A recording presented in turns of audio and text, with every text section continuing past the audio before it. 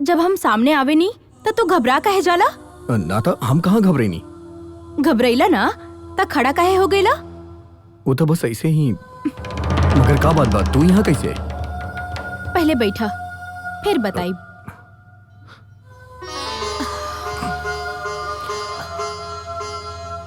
तहार प्रॉब्लम का बा बतावा हमके। प्रॉब्लम? कौन प्रॉब्लम? हमके कुछ समझ नहीं आ रहल बा। तू आखिर कहे का चाहत बाड़ू दिव्या? ये अभी छोट बा फिर भी एकरा समझ में आ रहल बा। तहरा के कुछ समझ में नहीं आवत। हम तहरा से प्यार करेनी और हमरा के ही पता बा कि तू भी हमरा से प्यार करेला। हम ना था। तू झूठ बोल रहल बाड़ा। खा खा हमरे सिर पे हाथ रख के कसम कि तू हमरा से प्यार ना करेला। हम ना खा सका थे। काहे ना खा सकेला? हमरी आंख में देख के बोला कि तू हमरा से प्यार ना करेला। करे नहीं, जान से ज्यादा प्यार करे नहीं। ता काहे ना कहेला? कौन मजबूरी तो के रोक देवेला? सुने चाहता रू तो सुना। हम बिहार के एगो गरीब परिवार के बेटा है और कुछ बने खातिर आइल बानी।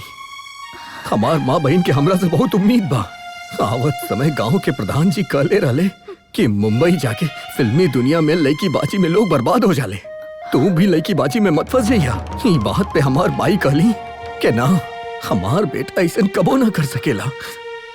अब तू ही बतावा, हम अपन माई के विश्वास कैसे तोड़ दें? और वैसे भी हमरा पास कोनो काम धाम नहीं है तो के अपन दुख के सिवा कुछ ना दे पाई। तो हार घर वालन के हमनी के प्यार मंजूर ना हुई। यही से तारा से हम अनजान बनत रहनी। आड़ा टेढ़ा कैसनो भी गाना सुनावत रहनी। अपन मजबूरी अपना अंदर ही छुपा लेत रहनी। मजबूरी ता हम गरीबन के जन्म सिद्ध अधिकार बा। हम ओकर चिंता काहे करी? प्यार तो नसीब से होला। हम अपन नसीब के काहे ठुकराई?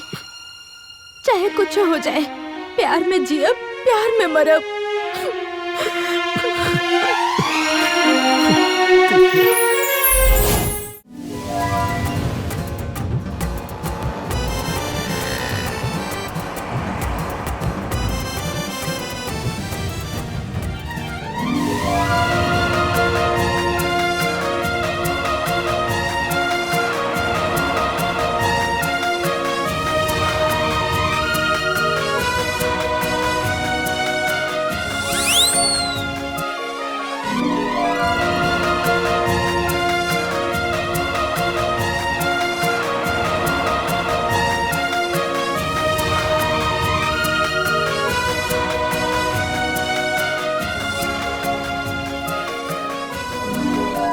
हाय देखा महादेव भाई, लड़का एकदम राजकुमार बा। अच्छा देखी बुझाइल, बहुत बड़ा डॉक्टर बा। एकरा लगे पैसा के कोनो कमी नहीं खे। तहरा लोग के भाग खुल जाई, समझला? ठीक बा गंगू, मगर लड़का के दोसर शादी बा ना, यही से दिल खट्टा हो जाला। एकर पहल की बीबी कौन सा जिंदा बा बाबूजी? उम्र भी तो 30-32 के आसपास के बा। ये तो हम कहता नहीं। अब तो ही समझावा महादेव भाई के। बाबूजी लड़का अच्छा दिखेला, पैसा भी बहुत बा। अपन अच्छा? बच्चा लोगन के खातिर बहुत अच्छा होई। तनी सोच के देखी बाबूजी, घर के जौन कर्जा बा उहो खत्म हो जाई, फिर हमने अपन घर में रहे लागब। लड़का के महतारी बीमार बाड़ी, बिस्तर धैले बाड़ी, बुझाइल? कभी भी राम नाम सत्य हो जाई। ओकरे बाद का आपन दिव्या बेटी राज करी। हाँ, रउआ जाके रिश्ता पक्का कर दी। लेकिन एगो बात बा, लड़का वालन के थोड़ा जल्दी बा। काल के दिन जौन बा एकदम शुभ बा। कहत यही बेरा जाके एकदम बिहान के बियाह तय कर दी। ओहो, कितना बार कहनी का द उहे तो हम कहता नहीं। एकदम ठीक बा। हाँ, उत्तम बा एकदम। चला तानी ला, दिव्या बेटी भी आ गई। ई तो एकदम शुभ मुहूर्त पे आ गई। दूधो नहाओ पूतो फलो। चला। ये फिर से आ गई और केकर शादी की बात करत रहे? तोहार शादी के। हमार शादी? काल के मुहूर्त भी निकल गइल बा। हाँ। मगर ऐसे अचानक हमार शादी हमरा से पूछले बिना तू लोग कैसे तय कर सकत आड़ा? सब कुछ अच्छा देख के ही रिश्ता तय कैले बानी। हाँ बेटी, सोच समझ के हमने ई नतीजा पर पहुंचल हई। तोहनी लोग कोनो भी नतीजा पे पहुंचल हुई, हमके ई शादी मंजूर नहीं खे। का कहलू तू? तोर अगर घास चढ़े गइल बा का? हम सब पक्का कर चुकल बानी। काल तोहर शादी बा और आज कह रहल बाड़ू की ई शादी मंजूर नहीं खे। शर्म नहीं खे आवत का? अरे हम जुबान देले बानी, अगर तू ना करबू तो हम सबके इज्जत मिट्टी में मिल जाई। जे भी हो जाई, हम ई शादी बिल्कुल ना करब। कैसे ना करबू? हम जुबान देले बानी, हमनी के इज्जत मिट्टी में मिलाई दू। चल चल भीतर। बियाह न करी है? खानदान के नाम डुबा दी, ना कटवा दी लड़की। ले चल लेकर के देखा जाने वो बेटे में बियाह करे। हम करवा के मारो। भोला, हाँ तू जाके देख क्या हुआ, दिव्या कहा कर रहल बाड़ी? शाम से 4 बार देख के आगल बानी, वैसे ही बैठ के रो रहल बाड़ी और रोते ही जाता रही।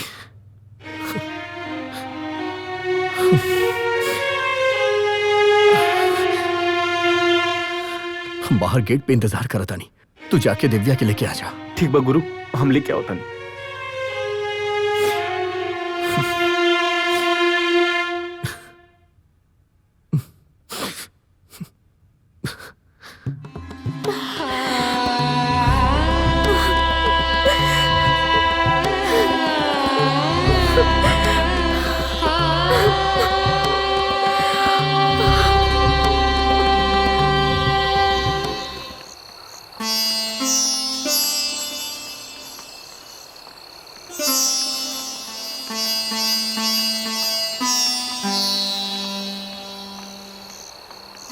ई बैग में का बा? ई बैग में कुछ कपड़ा, हमार बचल पैसा और गहना बा। हम भाग के ना जा रहल बानी दिव्या, हम मंदिर में जाके बकायदा ब्याह करब। लौट के आइब और बड़ बुजुर्गन के आशीर्वाद लेब।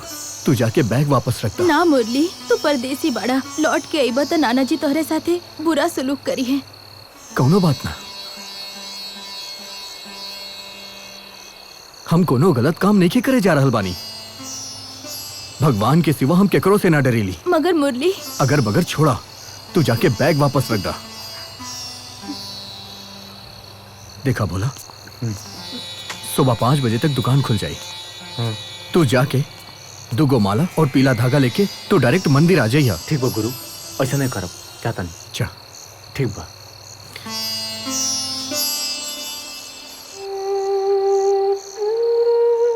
दिव्या, हम जानता नहीं कि हर केहू लड़की यह चाहेली कि ओकर शादी धूमधाम से मनावल जाए। वो लाल जोड़ा में सजे, ओकर हाथ में मेहंदी रचे, लेकिन एक दुल्हन तू बाड़ू जेके ई तरह ब्याह करे के पड़ रहल बा, चुपचाप चोरी से। लेकिन दिव्या, सब लोगन के सब इच्छा पूरा हो जात त ना ही भगवान के मंदिर होत और ना ही केहू यहाँ माथा टेके आई थी। ना मुरली, हमरा भगवान से कोनो शिकायत नहीं खे, तोहरो से ना। हमके अपना आप से शिकायत बा। हमरी वजह से तहार अपमान हो रहल बा। तहरा जैसन स्वाभिमानी आदमी के ई दुनिया से छुप के हम बदनसीब के स्वीकार करे के पड़ रहल बा। हमार घर वालन से आशीर्वाद के जगह बद्दुआ ही मिली। ऐसन मत कहा दिव्या, तू तो जाने लो बड़ लोग नाराज हो खेले, लेकिन अपन औलाद के कबो बद्दुआ ना देवेले। तू देख लिया, तो हार घर वालन सब कुछ भुला चाहिए और हमने पर आशीर्वाद बरसई है।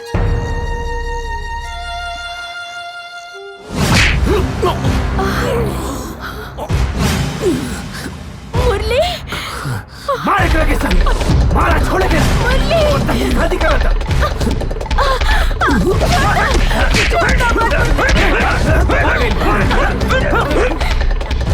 छोड़ो के। संभालेगा। नाना जी, ऐसा मत करिए। नाना जी, चले जैसे।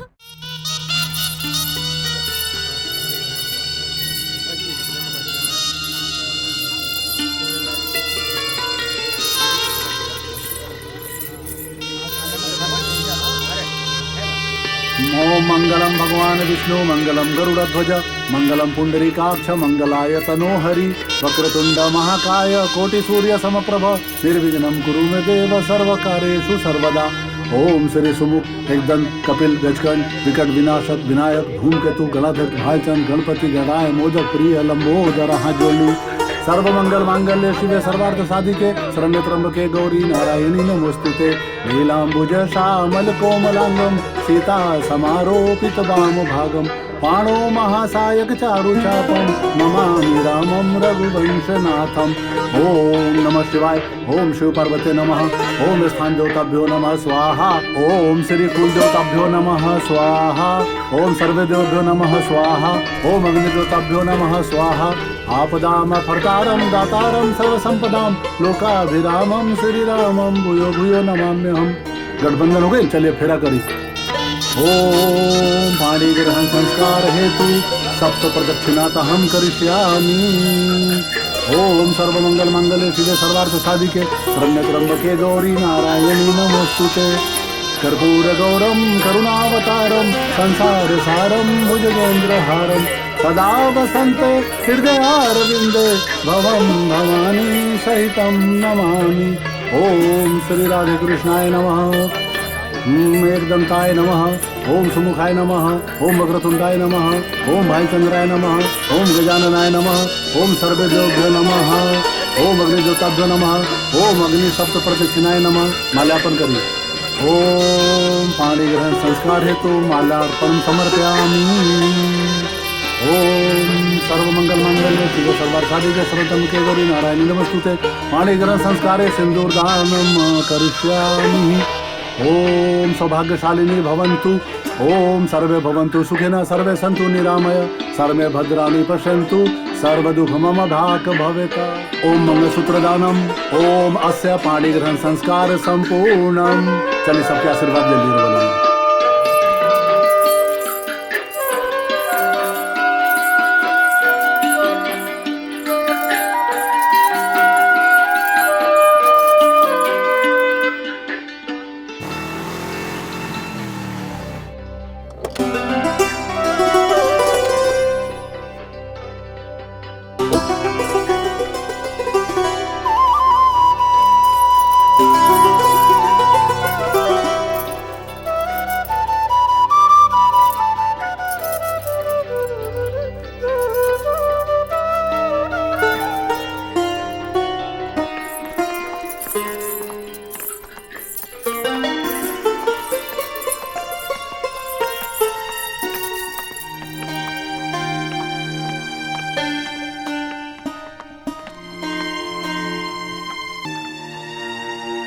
आप कितने खराब हो पापा।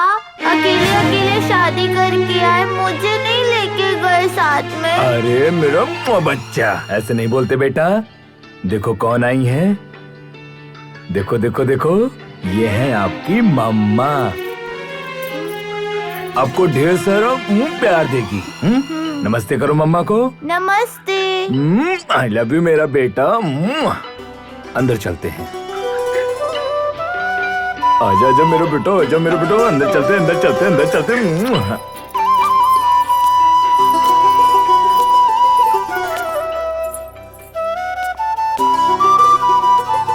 सावित्री, ये सावित्री, ये सावित्री, देखा विवेक आइल बा। विवेक, दादा के पास जाओ। प्रणाम। देखा तोरे घर में लक्ष्मी आइल बड़ी।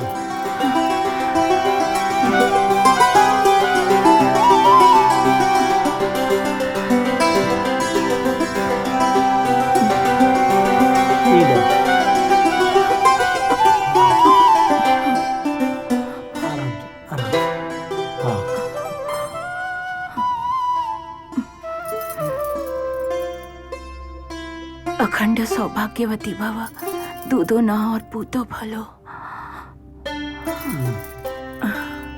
आराम से दो, हम रखते।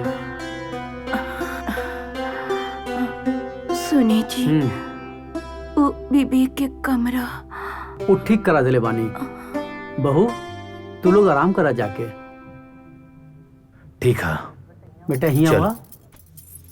देखा अपना दादी के लेकर बैठा है। दादी है ना। देखा क्या है सावित्री? अनु।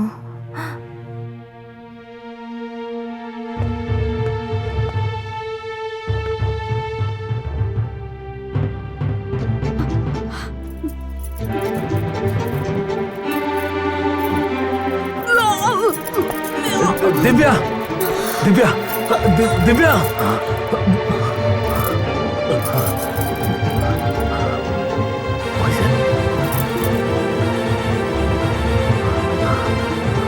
विमला, जी साहब। जल्दी जल्दी तुम क्लिनिक जाओ, समझ गई ना? और मैं मैसेज कर रहा हूँ, इंजेक्शन लेकर आओ जल्दी। और सुन, कोई पूछे तो बोलना डॉक्टर विवेक ने बोला है। जाओ फटाक से। ठीक है साहब।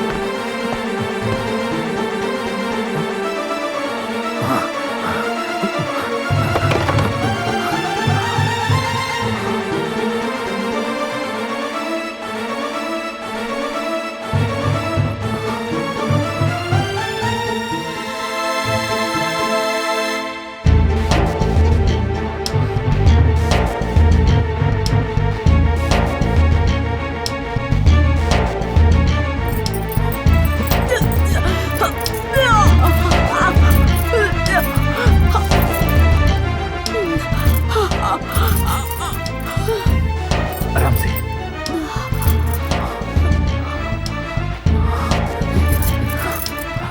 ये जल्दी लीजिए लाओ। साहब। जा तो। जी साहब।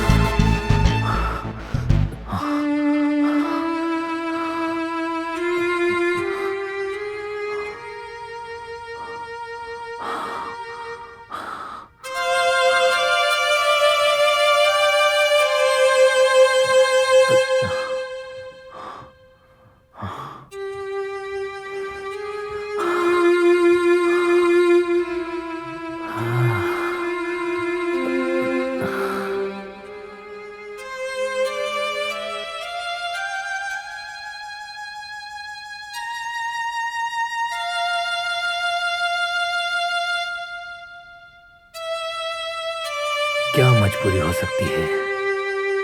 आखिर इसने ऐसा क्यों किया?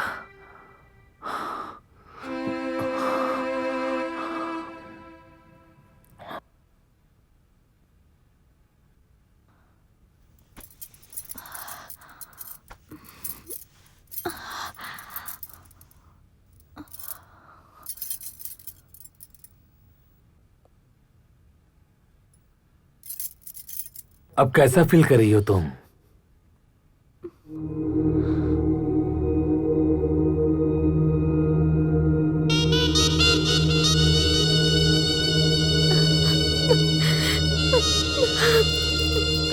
देखो दिव्या, भूल जाओ कि आज हमारी शादी हुई है और आज हमारी शादी की पहली रात है।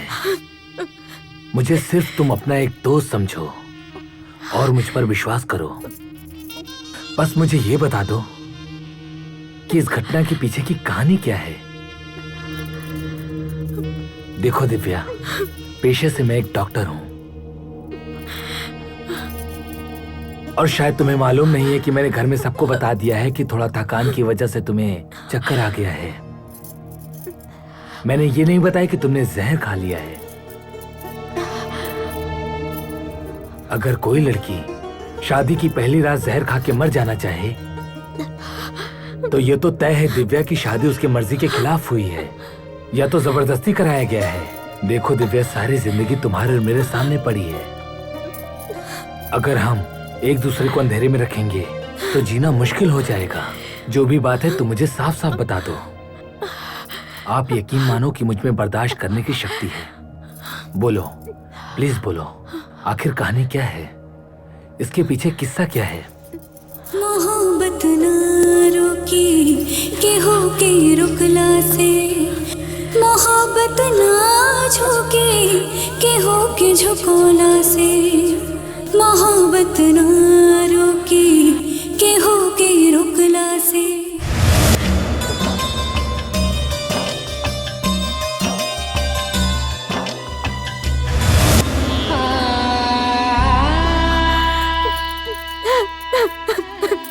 अरे देखो दिव्या, रो मत, सब ठीक हो जाएगा, मैं हूं ना।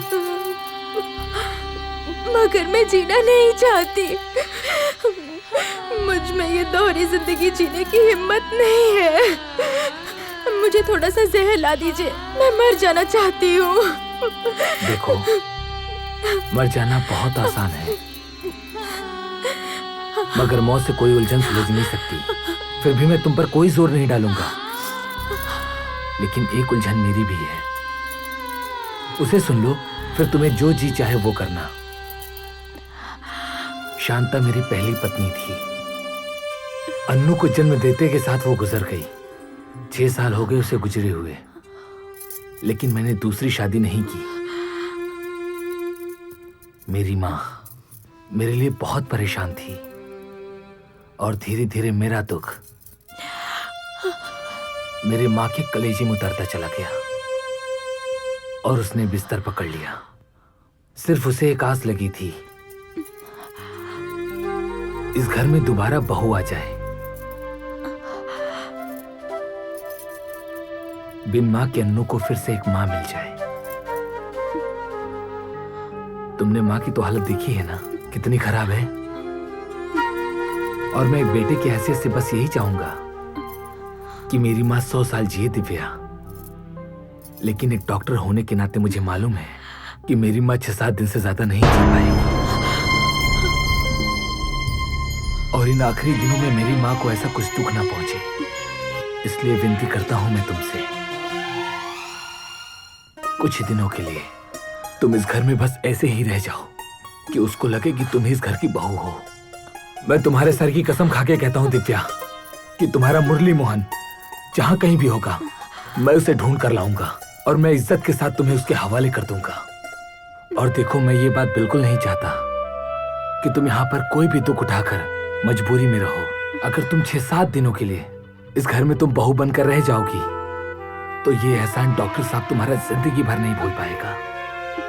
और मुझे पूरी उम्मीद है कि इस पर तुम ठंडे दिमाग से सोचोगी, और कल तक तुम किसी सही नतीजे पर पहुंचोगी। मैं चलता हूं, गुड बाय, ख्याल रखो अपना।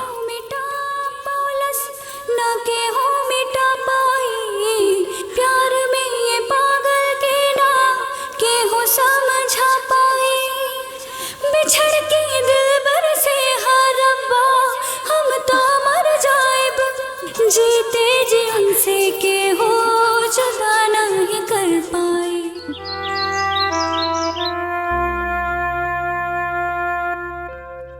अब कैसी है तबीयत आपकी? तुमने दवाइयां नहीं ली? प्लीज इस तरह की लापरवाही आप बिल्कुल ना बरतो। आपको 2 टाइम दवाई लेनी है, सुबह शाम। अच्छा सुनो, मैं अस्पताल जा रहा हूं और मैं वहीं से पता लगा लूंगा कि मिस्टर मोहन कहाँ हैं। आपकी सारी उलझनें दूर हो जाएंगी, ओके? एक आपसे हाथ जोड़कर विनती है मेरी कि मेरी बूढ़ी माँ नीचे आपका इंतजार कर रही है। एक बहू के नाते ना सही, इंसानियत के नाते कम से कम अभी आप उनके पास चली जाएं। प्लीज मेरे पे ये एहसान आप कर दीजिए, मैं जिंदगी भर आभारी रहूंगा आपका।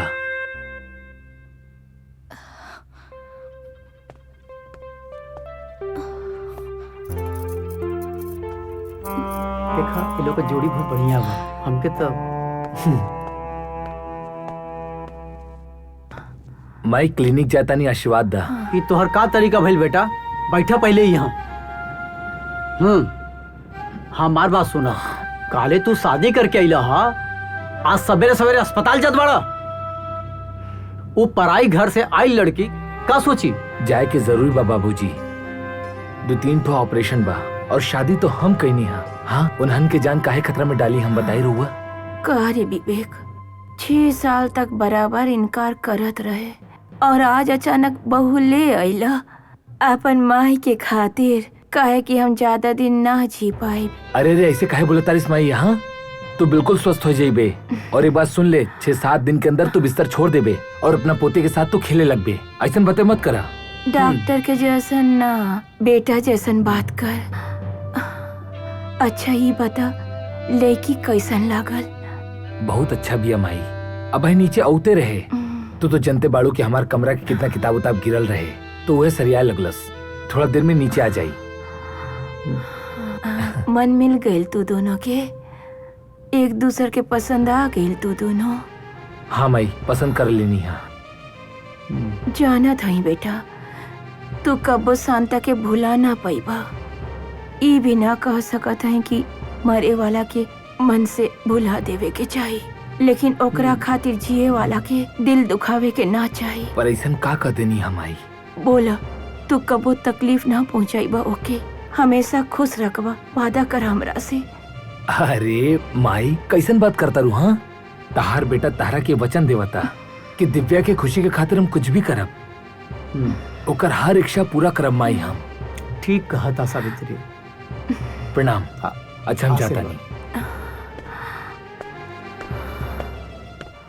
जय दुर्गा मैया। पंडित जी प्रणाम। सदा सुखी रहा, भगवान कल्याण करे। पंडित जी, मैं विवेक हूँ और मैं आपसे एक बात पूछना चाहता हूँ। पूछी। परसों रात को एक लड़का लड़की शादी के लिए इस मंदिर में आए थे। हाँ, एक लड़का एक लड़की आयल रहे शादी करे खातिर। कहाँ गए कुछ पता है? हमरा मालूम नहीं कि हम सुतल रहनी। कुछ पता नहीं आपको? कुछ पता नहीं।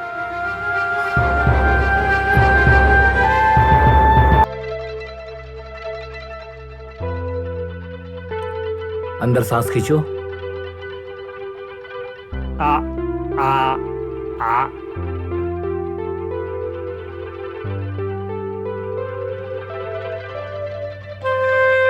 मैं कुछ दवाइयाँ लिखता हूँ, इन्हें दे देना, ठीक है? जी सर।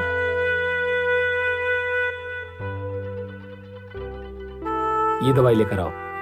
परेशान मत हो, तुम बिल्कुल ठीक हो जाओगे। ओके? हेलो हेलो, आवाज आ रही है? तुम्हारा नाश्ता। हेलो हाँ पापा। हेलो बेटा, हाँ आवाज आ रही है? जी पापा, आपकी आवाज आ रही ओके। है। अच्छा बेटा, एक बात बताओ, मम्मा ने नाश्ता किया? नहीं किया। नाश्ता नहीं किया? अच्छा, दवा खाई? नहीं खाई। दवा भी नहीं खाई? अच्छा, दादी के पास गई होगी, है ना? नहीं गई। दादी के पास भी नहीं गई? अच्छा बेटा, एक काम करो, सुनो, आप मम्मा के पास जाओ, ठीक है ना? और बड़े प्यार से बोलना, मम्मा मम्मा। अगर आप दादी के पास नहीं जाना चाहती तो कोई बात नहीं, लेकिन आप दवा जरूर खा लीजिए, ठीक है ना? प्यार से बोलना बेटा, ठीक है? ठीक है। लव यू मेरा बेटा, आई लव यू।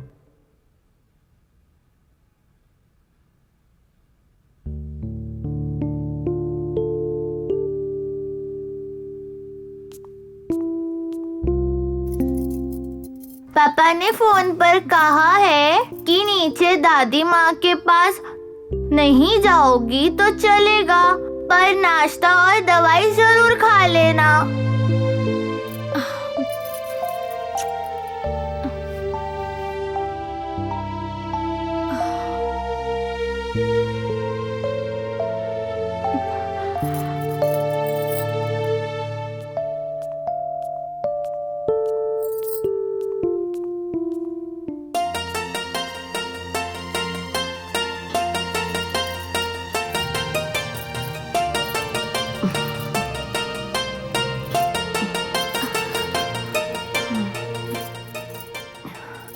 घर पसंद आयल बेटी? और हमार बेटा बात विचार कैलस तोरा साथे? उ जरा अलग स्वभाव के बा, ज्यादा बात ना करेला। तू अपन दिल छोट मत करिया।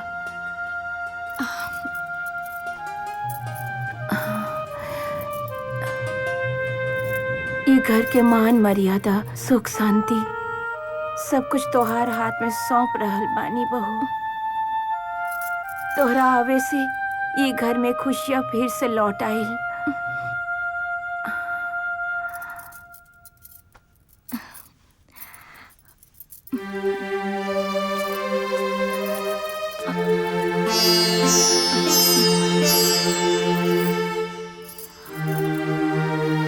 मम्मी, पापा का फिर से फोन आया था। वो पूछ रहे थे कि मम्मी ने नाश्ता किया। फिर मैंने बोला मम्मी ने नाश्ते को हाथ तक नहीं लगाया। तो एक काम करते हैं, अब हम लोग मिलके नाश्ता करेंगे, ठीक है? हाँ।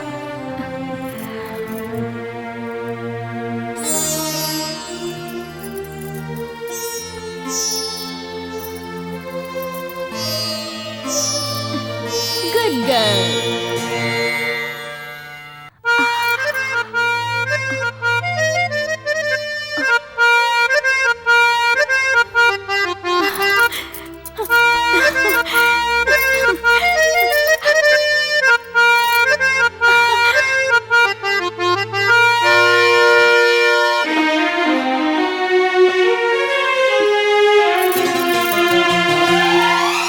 सारे गा दिव्या, भोला जाग जाए। ना जागे गुरु, गहरी नींद में बानी।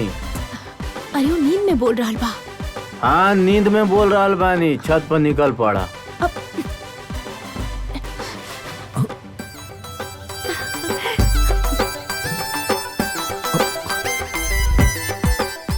का करत तारू तू? छोड़ा हमारा हाथ, ना तो शोर मचाई बम। का शोर मचाई? हमारी इज्जत खतरा में बा, हम शोर भी ना मचाई। त मचावा ना शोर, केकरा के बुलाईबा? भोला के। इतना रात के तू अकेली यहाँ का है बड़ू? तका नाना जी के साथ ले आई थी। लल्लू? अच्छा, ता तू आधी रात के ही बतावे एल बाड़ू के हम लल्लू हैं। और न तका, लड़का 100 बार मिन्नत करेला, 500 बार नाक रगड़ेला, तब जाके लड़की मिले के टाइम देवेली। वो भी इतना रात के। केहू आवेली का? ता तू काहे आयल बाड़ू? पागल बानी, पल्ले जे पड़ गई नी तहार।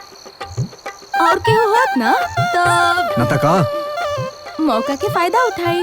चांदनी रात रहे, ठंड रहे, और दोनों अकेले में बैठ के हाथ में हाथ डाल के मीठी मीठी बात करती। अब करा मीठी मीठी बात। हे भगवान, देखा हनुमान जी के भक्त, हम तो अपन लक्ष्मण रेखा पार कर गई नी। अब अगर पकड़ल गई नी तो बेभाव के पड़ी। दूर बैठे से भी कुछ कम ना पड़ी, और पास बैठे से भी कुछ ज्यादा ना पड़ी। समझ ला। अब हम का करी? का करी? चुपचाप अपन सर हमार गोद में रख के लेट जा। अरे बैठा। अरे देखा, जे हम कह रहल बानी ना, चुपचाप सुनत जा, वरना हम सबके चिल्ला चिल्ला के बुला ले बिहा कि तू हमरा के छत पे बुलेले बाड़ा और जबरदस्ती हमार इज्जत लूटने की कोशिश करत बाड़ा। इधर लेटा।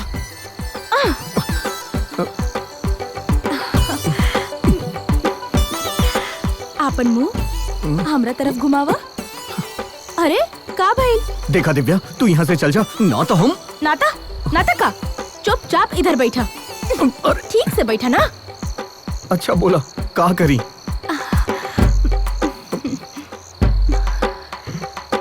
एगो किस दाना? कहाँ? किस? ना दिव्या। हाँ लल्लू, देखा, अगर तू हमरा के किस न देबा ना, तो हम सारी रात ऐसे ही छत पर बैठा। एक किस दे दे तो तू चल जाइबू ना। पहले एक किस तो दा, फिर हम सोचब।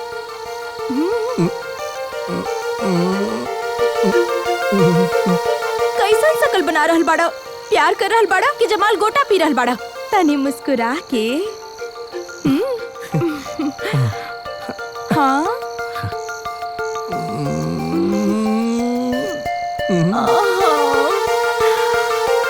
तई कोनो मुस्कुराहट है? तनी स्टाइल से। अब कैसे स्टाइल मारी? तू करके दिखावा, फिर वैसे नहीं कर दे।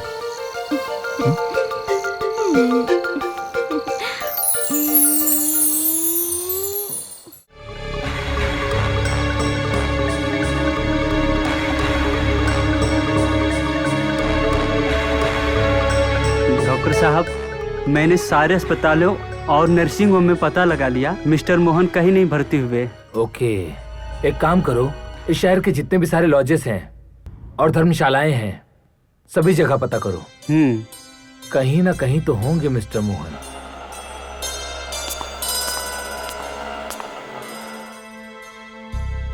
ये है यू।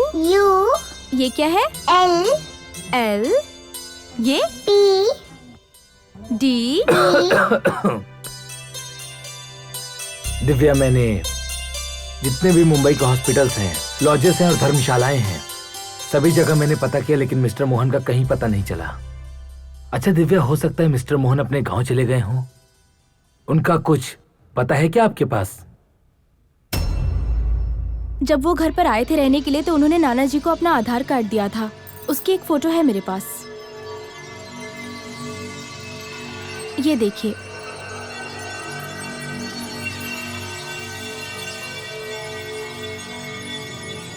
गया बिहार। ये मेरा कोड संभालो, मैं भी पता करवाता हूँ।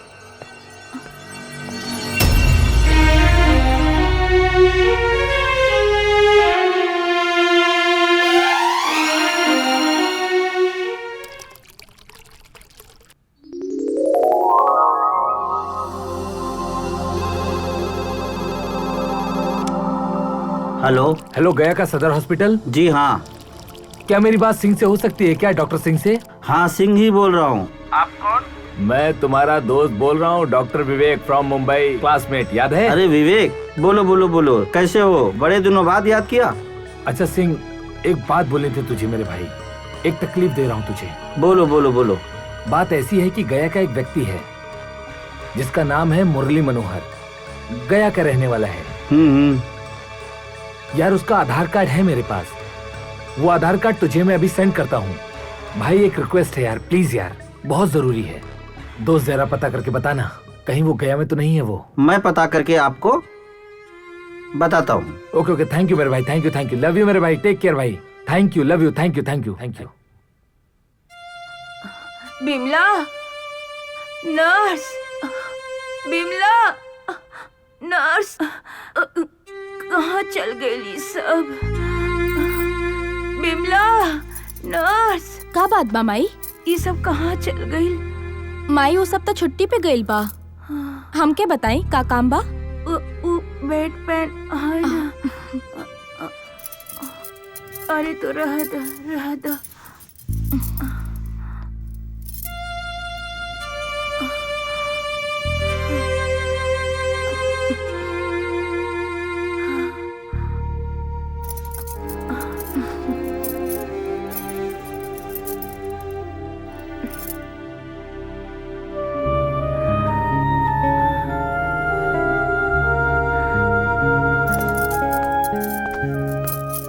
Thank you so much Divya. इस घर की अगर असली बहू होती तो शायद इस काम के लिए वो भी हिचकिचाती, लेकिन आप मिस्टर मोहन बहुत ही खुशनसीब वाले होंगे जो उसे दिव्या जैसी लड़की मिली।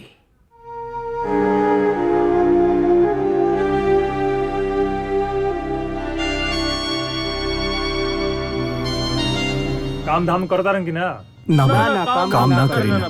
काम उम ना करेला। देखो भाई, ये मुंबई शहर बा, यहाँ पहले अपना पेट खातिर कौनो काम ढूंढा, फिर ओकरे बाद ये म्यूजिक के चक्कर में पड़ा। गुरु भैया सही कहता रहे, ये बड़ा पाव खा खा के ना कुछ होखे वाला नहीं। हाँ। सबसे पहले ना कामे ढूंढने के पड़ी। ठीक बा भाई, चलता नहीं अब हम कामे ढूंढल जाई। ठीक बा भाई, चलत हई। चला तानी।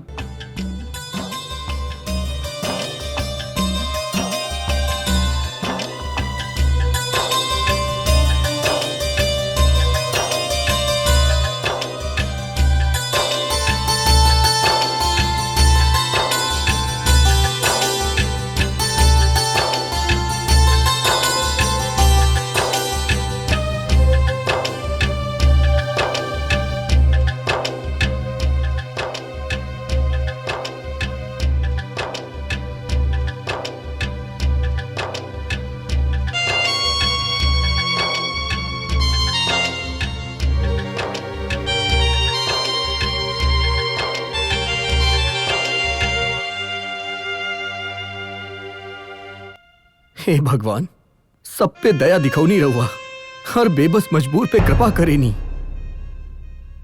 हमरों पे रहम करी भगवान। सपना लेके आयल रहनी सपना के नगरी मुंबई में, लेकिन अब लागता भूखे रहे के नौबत आ गेल बा भगवान। कुछ करी भगवान, कुछ करी भगवान। गुरु, ए गुरु, तनिक संभाला अपना आपके, हिम्मत रखो। जे जन्म देले बना उहे रोटी भी थी। हाँ। मम्मी मम्मी, पापा ने कहा था कि आप मुझे छोड़ के चली जाओगी। आप मुझे छोड़ के मत जाना। मेरा बेटा, मैं कहीं नहीं जा रही तुम्हें छोड़ के। Thank you mummy. ओ चलिए अब थोड़ा पढ़ाई करते हैं। ये बताइए क्या लिखा हुआ है? बी। बी, ठीक है। सी। हाँ, ये क्या है? एफ। Good girl.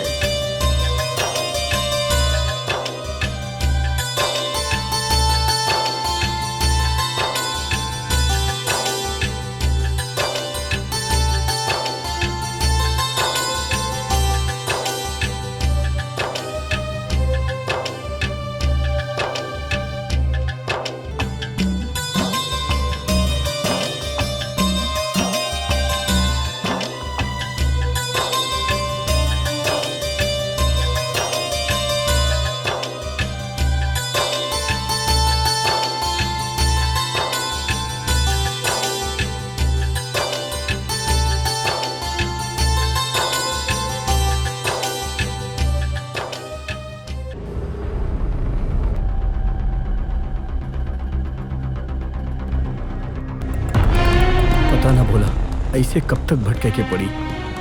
हो जाए गुरु। गाड़ी रोक, गाड़ी रोक। हो जाए गुरु। अरे गाड़ी रोको। चला देखा जा। रुको रुको रुको। का भइल? मुझे आप लोगों से कुछ बात करनी है। आपका नाम मुरली मनोहर है ना? आप एक काम करिए, गाड़ी में बैठिए। आइए बैठिए, मुझ पर भरोसा रखिए। हाँ हाँ आइए, चलिए बैठो। आइए।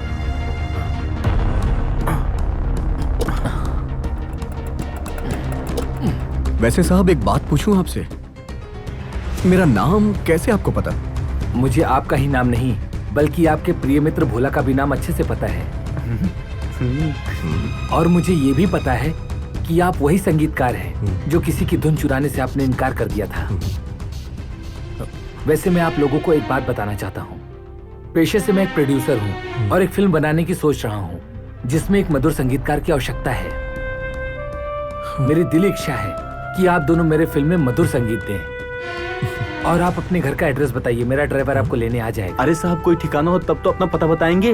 अभी तो साहब फुटपाथ ही अपना ठिकाना है। कोई बात नहीं, मैं आपके रहने की व्यवस्था करता हूँ। हाँ। चलिए ड्राइवर, जू होटल चलो।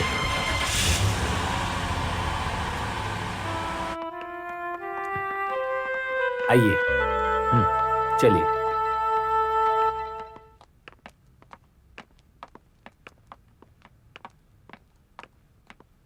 आइए आइए मिस्टर मनोहर, आइए। ये रहा आप लोगों का कमरा और आज से आप लोग यहीं रहेंगे और जितने दिन भी आप लोगों को रहना है रहिए।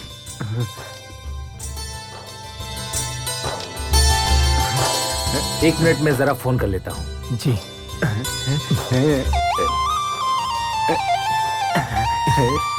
Hello mister Yogesh. अच्छा मेरी बात सुनो, आज के जितने भी अपॉइंटमेंट है सारा कैंसिल कर दो, ओके? और हाँ, कोई जरूरी काम रहे तभी फोन करना। ओके? ये हमारा पहला चांस पा। अब प्रोड्यूसर साहब के ऐसा धुन सुनाई कि वो हर फिल्म में हमनी है कि म्यूजिक नहीं। चिंता मत करो गुरु, हम तारा साथे बानी मर्दवा।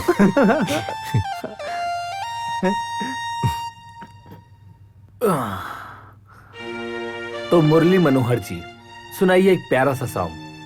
क्या सुनिएगा साहब? अरे कुछ मीठा सा सुनाइए, कुछ मधुर सा सुनाइए, दिल खुश हो जाए। देखिए साहब, हम ऐसे कैसे कुछ भी सुनाएं? हमें मालूम होना चाहिए कि कहानी क्या है, सिचुएशन क्या है। तो कहानी कुछ इस तरह की है कि एक लड़का होता है, एक लड़की होती है और दोनों एक दूसरे से प्यार करते हैं, लेकिन लड़की की शादी किसी लड़के के साथ जबरदस्ती कर देते हैं। वाह वाह साहब, क्या गजब की स्टोरी सुनाई है आपने। सुपर हिट ब्लास्ट है, पर्दे फाट जाएंगे, लाठी चल जाएगी। अरे चुप कर। कौन से एकरा में कमाल के बात बा? मामूली से कहानी बा, हर दूसर फिल्म में यह होखेला। मिस्टर मनोहर, ये पूरी कहानी नहीं है, ये तो सिर्फ शुरुआत है। शादी की पहली रात को ही लड़की जहर खा लेती है। आपका मतलब हीरोइन पहले ही आधे घंटे में मर जाती है? नहीं भाई, लड़की को बचा लिया जाता है। बात ऐसी है कि जो लड़की का जो पति है वो डॉक्टर है और तुरंत वो घरेलू उपचार से ट्रीटमेंट करके लड़की की जान बचा लेता है। लेकिन वो अपनी पत्नी को विश्वास दिलाता है और उससे पूछता है कि बताओ सच्चाई क्या है। जी। फिर लड़की उसे अपनी सच्चाई बताती है कि वो किसी और से प्यार करती है। वाह जी वाह, क्या हिम्मत है लड़की की। और उसका पति हीरोइन को वचन देता है कि जैसे भी हो सके तुम्हारा प्रेमी जहां भी हो, उसे ढूंढकर तुम्हारे हवाले कर देगा, इज्जत से तुम्हें सौंप देगा। वाह, कमाल है। वो इंसान नहीं, देवता है। लेकिन इस डॉक्टर की भी एक कहानी है, दुख भरी कहानी। उसके घर में एक बूढ़ी माँ है जो बस कुछ चंद दिनों की मेहमान है। अंतिम सांसें गिन रही है। बस वो हीरोइन से एक छोटा सा दरख्वास्त करता है कि मेरी माँ के लिए 6-7 दिन असली बहू बनने का नाटक कर दो। एक तरफ माँ है जो सिर्फ 6-7 दिन की मेहमान है, दूसरी तरफ पत्नी है जो अपने प्रेमी से मिलने के लिए बेचैन है। इन दोनों के बीच में बेचारे पति पर क्या गुजर रही होगी। वैसे साहब, फिर क्या होता है? अभी मिस्टर मनोहर, पूरी कहानी तय नहीं हुई है। जैसे जैसे बढ़ती जाएगी हम आपको बताते जाएंगे और आप गाना बनाते रहिएगा। इतनी गंभीर कहानी, इतने दर्दनाक मोड़, और आप कह रहे हैं लव सॉन्ग सुनाने को। खैर ठीक है, शुरू करो। सुनाइए। शुरू कर जाओ। ओढ़नी के ओठ से छुपौले बाड़ू होठ लगाता धानी के दिलवा लागे खुद छोटे छोट छोट लगाता। सलाइन बॉटल रेडी है ना? जी सर। ओके, चेक करो।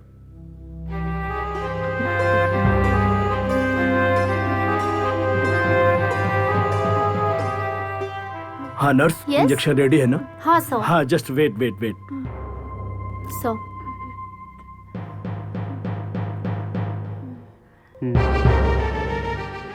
वो मशीन दो। हाँ जी सर।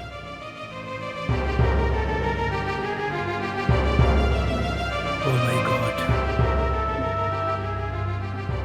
Nurse, injection. यस सर।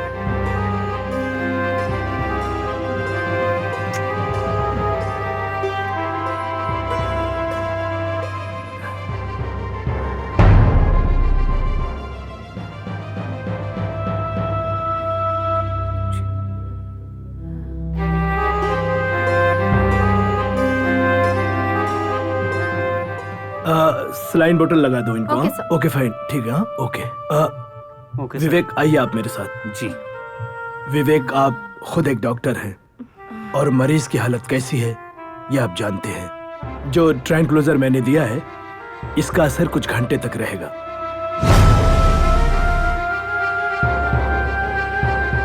लेकिन विवेक, एक बात सुनो, मेरी एक सलाह है, एक मशवरा है। आप इस क्रिटिकल सिचुएशन से निकलने की कोशिश कीजिए। I hope for the best Vivek. All the best. Thank you doctor. All the best Vivek. चलो।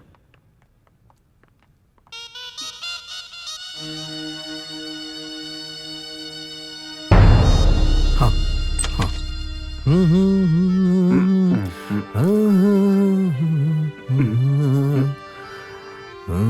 गुरु, प्रोड्यूसर साहब। नमस्ते साहब। नमस्ते नमस्ते। कैसे हैं आप लोग? ठीक हूँ साहब। आपने तो हमें सस्पेंस में ही मार दिया। आधी कहानी सुनाकर आप घर चले गए और हम यहाँ बेचैन हैं कि आगे क्या होगा। वैसे साहब, हमें आपके मामले में तो नहीं पड़ना चाहिए। आपने हमें बताया नहीं साहब, माँ मरी कि नहीं। हमारी राय से तो मर जानी चाहिए। वैसे आप क्या कहते हैं? जैसे ही माँ मरेगी वैसे ही आएगी डॉक्टर की असली परीक्षा।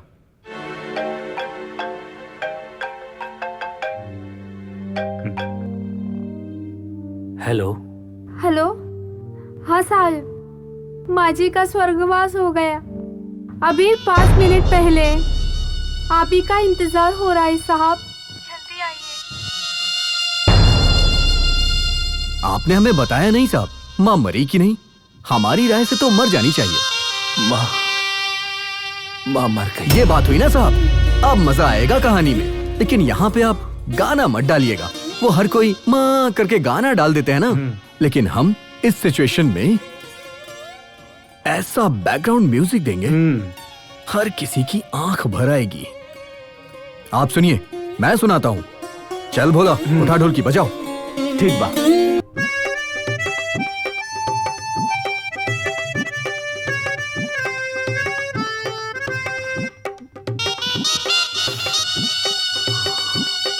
गुरु, प्रोड्यूसर साहब रो रहल बाड़े। ये हमनी के धुन के असर बा। अभी तो सिर्फ हारमोनियम बजेले बानी। जब 50 साजिंदन के साथ हॉल में बैकग्राउंड म्यूजिक बजी ना, तब देखिए हॉल में एक एक आदमी रो रहल हुई है। माई का हो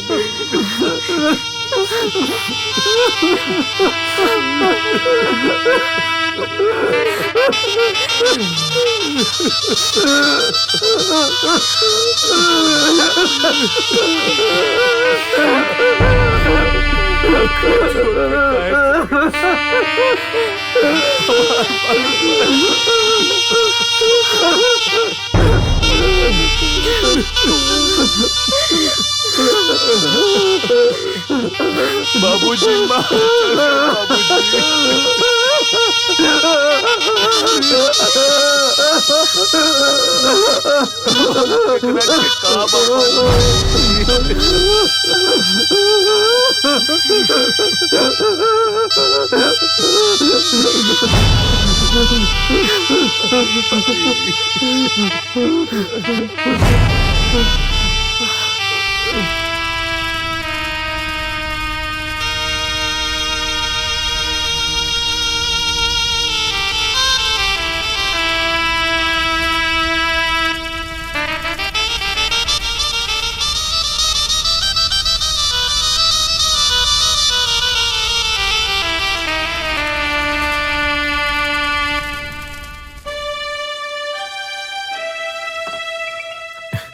नमस्ते साहब।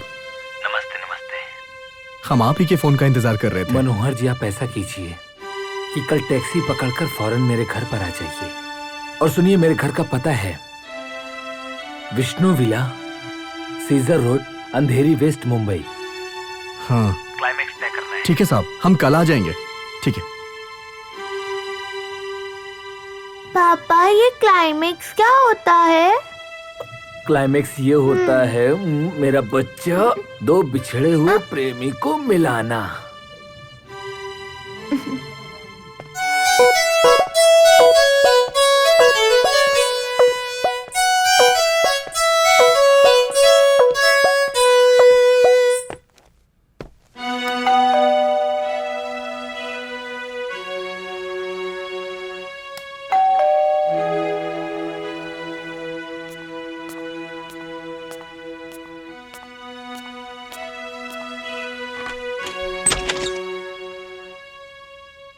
नमस्ते, हम विवेक साहब से मिलने आए हैं। मुरली मनोहर, बिहार वाला, म्यूजिक डायरेक्टर। बैठिए। जी।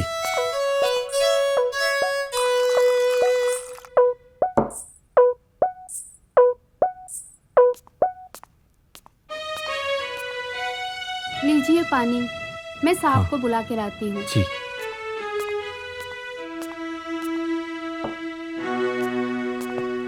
साहब, आपसे मिलने कोई सर आए हैं। अरे अरे, बैठिए मनोहर जी। नमस्ते साहब। नमस्कार, बैठिए। कोई तकलीफ तो नहीं हुई यानी नहीं? नहीं साहब। तो बताइए मिस्टर मनोहर, क्या सोचा है आपने क्लाइमेक्स? देखिए साहब, हमारे अनुसार यही हो सकता है कि हीरोइन अपने प्रेमी को भूल जाए और अपने पति के साथ खुशी खुशी जिंदगी बिताए। मिस्टर मोहन, लगता है आप एक बहुत बड़े बेरहम इंसान हैं। आप बेचारी उस लड़की को ऐसे आदमी के साथ जीवन गुजारने के लिए मजबूर कर रहे हैं जिसके साथ उसकी शादी मर्जी के खिलाफ हुई है। लेकिन साहब, हमारे देश में तो यही होता है। इस देश में होता क्या है मिस्टर मनोहर? इससे हमें कोई लेना देना नहीं है और न कोई फर्क पड़ता है। और होना क्या चाहिए? अगर पति सच्चा इंसान है तो दोनों प्रेमियों को क्यों ना मिला दे? नहीं नहीं नहीं साहब, बहुत रिस्क वाली बात बोल गए। इस दी एंड को पब्लिक कभी स्वीकार नहीं करेगी। क्यों नहीं स्वीकार करेगी भाई? हाँ, इसलिए कि हमारे धर्म की कुछ रीति रिवाज है जो बरसों से चली आ रही है। उस रीति रिवाज को बदलना चाहिए मिस्टर मनोहर, और हमारे धर्म के रीति रिवाज को बनाने वाले को सोचना चाहिए कि उस रीति रिवाज से किसी को कष्ट तो नहीं हो रहा है, किसी को दुख तो नहीं हो रहा है, किसी की खुशियां तो छीनी नहीं जा रही है। इन सब बातों पर कौन ध्यान देता है साहब? तो ध्यान देना चाहिए mister Manohar.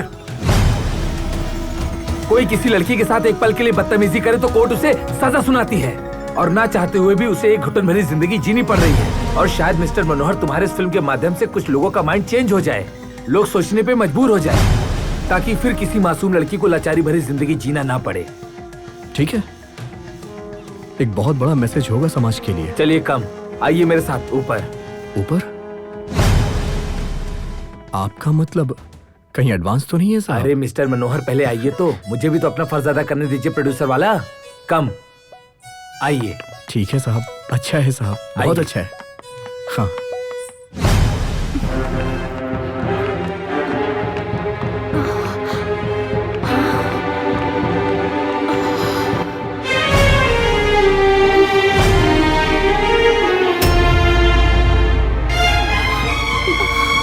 I am sorry मनोहर जी, अगर मैं ये बात आपको पहले बता देता कि शादी की पहली रात जहर खाने वाली लड़की दिव्या है,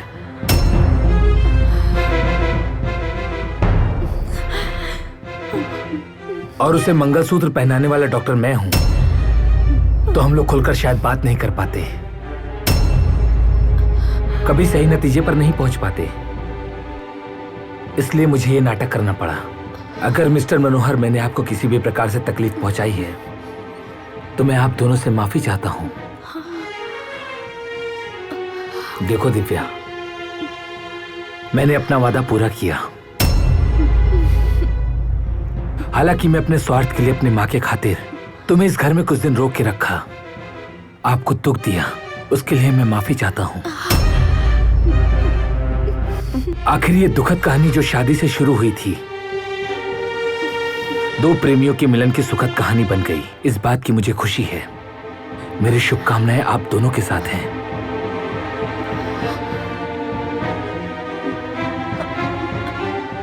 साहब, ये ठीक बात नहीं है, बिल्कुल बकवास क्लाइमेक्स है आपका, एकदम गलत है। क्यों? कुछ ही देर पहले आपने ही तो इसे मंजूर किया था। हाँ किया था, कहानियों में, फिल्मों में सब चलता है, ये जिंदगी है, असल जिंदगी में ऐसा कभी नहीं हो सकता। लेकिन मिस्टर मनोहर, कहानियां, उपन्यास, उपदेश, ये असल जिंदगी की तस्वीर होनी चाहिए। होनी चाहिए या नहीं, हम इस बहस में नहीं पड़ना चाहते। हमने आपके इस बकवास क्लाइमेक्स को इसलिए मंजूर किया था कि हमें डर था कि एक म्यूजिक डायरेक्टर बनने का सपना मेरे हाथ से चला ना जाए। दिव्या आपकी पत्नी है और इसे आपके साथ ही रहना होगा। लेकिन मिस्टर मनोहर, आपके इस क्लाइमेक्स को मैं कैसे मंजूर कर दूं, ये जानते हुए कि जो लड़की मेरे घर में पत्नी बन के आई है वो किसी और से प्यार करती है।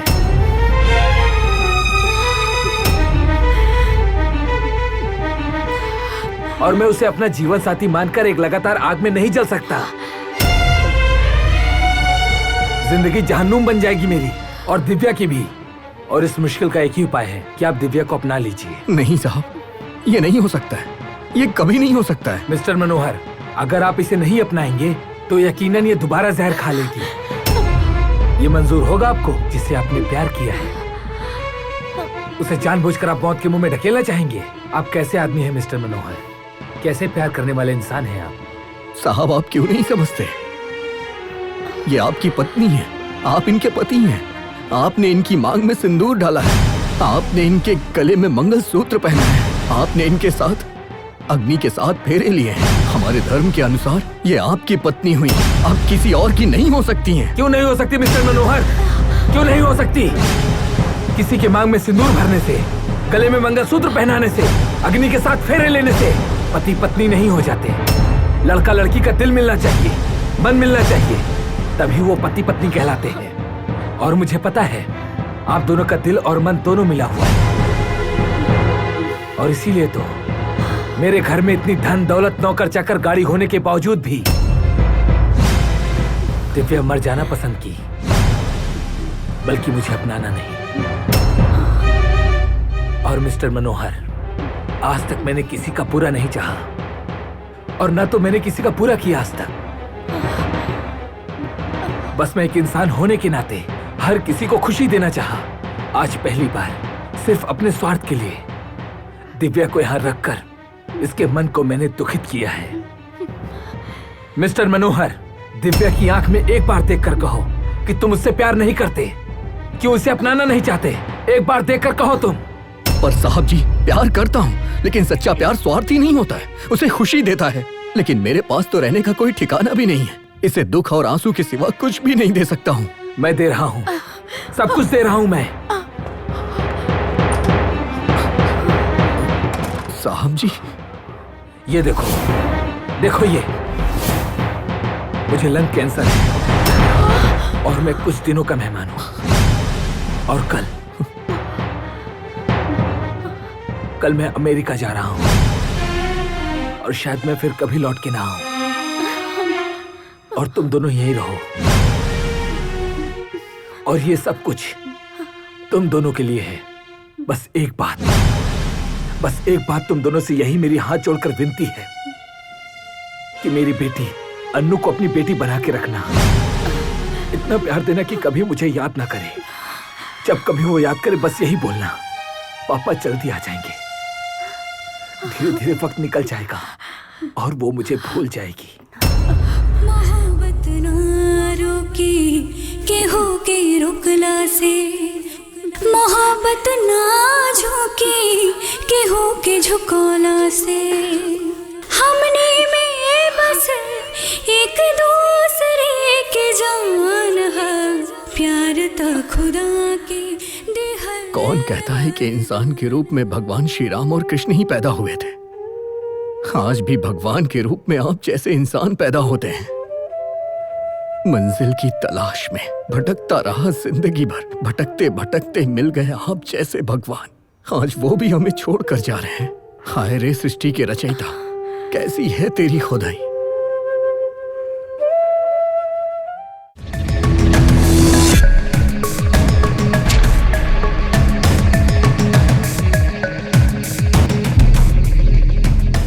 सपनों की नगरी मुंबई, यहाँ हर रोज हजारों लोग फिल्मी दुनिया में कुछ बनने के लिए आते हैं।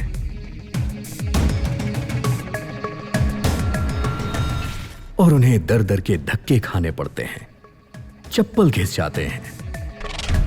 कभी कभी भूखे पेट फुटपाथ पे भी सोना पड़ता है। तब जाकर किसी किसी को सफलता मिलती है।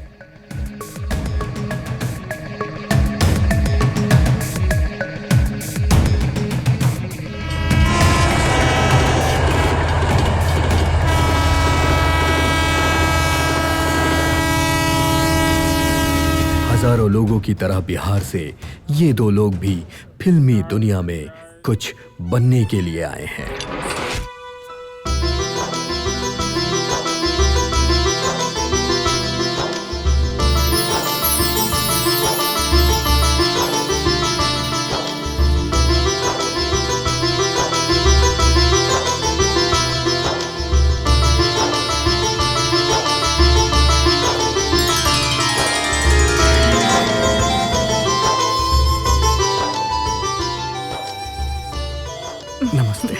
नमस्ते। हम बिहार से आई नहीं, बल्लू भाई बात कैले रहले ना रूम खातिर। जी अंदर आई ना।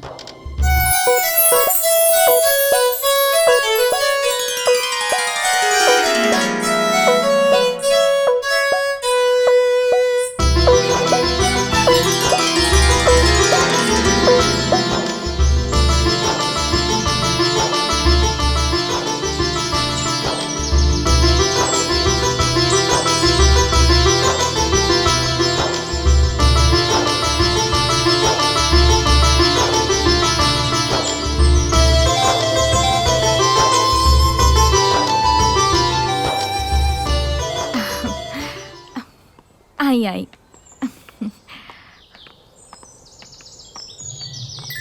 नमस्ते। नमस्ते। अभी कुछ देर पहले बल्लू भाई बात कैले रहले रूम खातिर। हाँ हाँ, देखा ही हमार दोस्त के घर बा। यहाँ केकरो के किराए पे रूम देवे के नइखे आदे, फिर भी हम दे रहल बानी। कहे कि बल्लू रिक्वेस्ट कैले बड़े जी, तो इहे खातिर हम ही बता देतानी कि घर बहु बेटी वाला बा। एगो बात के खास ख्याल रखिए लोग, ऐसन कौनो भी हरकत यहाँ ना चली। बिल्कुल भी ना चली, सवाल पैदा नहीं किया होत। सुना, रात के 10 बजे के बाद ही घर में आवे के इजाजत नहीं खे। तो फिर कहाँ जाएगी? 10 बजे के पहले आवा। तो तू यहाँ काम करे या बम्बई घूमे खातिर रही हा? हम म्यूजिक डायरेक्टर बने खातिर आई नहीं हा, और हमरा के पूरा भरोसा बा कि हमके जल्दी ही चांस मिल जाएगी। ठीक बा, तो महीना के 1000 रुपया किराया और 1 महीना के एडवांस देवे पड़ी। 1000 रुपया? हाँ। जी दे दे। और तुहार आधार कार्ड के फोटोकॉपी और 2 पासपोर्ट साइज के फोटो भी देवे पड़ी। हम तनी तहर कमरा देखे चाहता नहीं। तो हम तुहार एडवांस देखल चाहता नहीं। बाथरूम केने बा? बाथरूम वो सामने बा बाथरूम।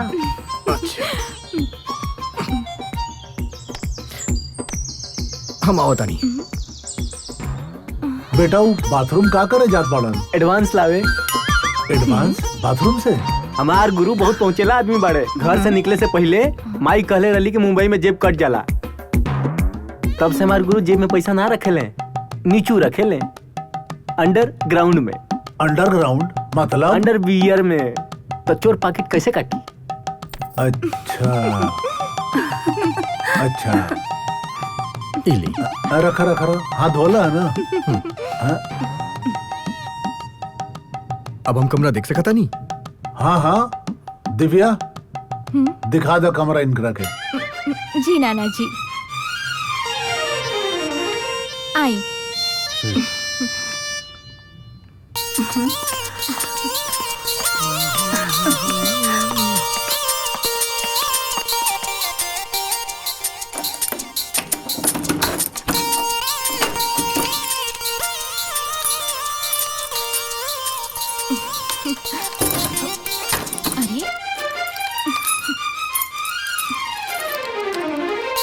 अरे का भइल? ताला नहीं की खुलत का? लागता के जंग लग गई बा, जोर लगा के खोले के पड़ी। लावा देखी जोर लगा के।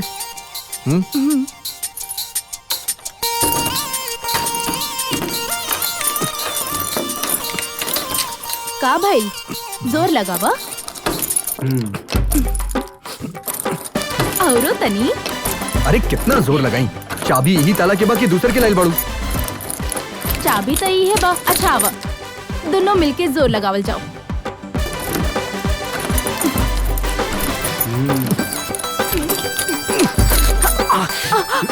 ना खुली, ताला तोड़ दा। ऐसे कैसे तोड़ दी ताला? रुका, ई ताला के एगो और चाबी बा, लेके आवा तनी।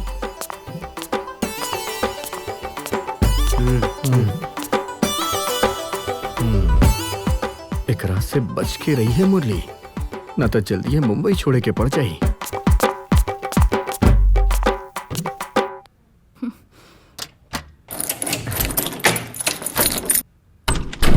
इला खुल गई दरवाजा। ये दोनों कमरा हमेशा बंद रहेला, कबो खोले की कोशिश मत करी है। और ई रहल तोहार बिछौना और तकिया। पानी खातिर बोतल रखल बा, नीचे नल से भर ली है। ठीक बा।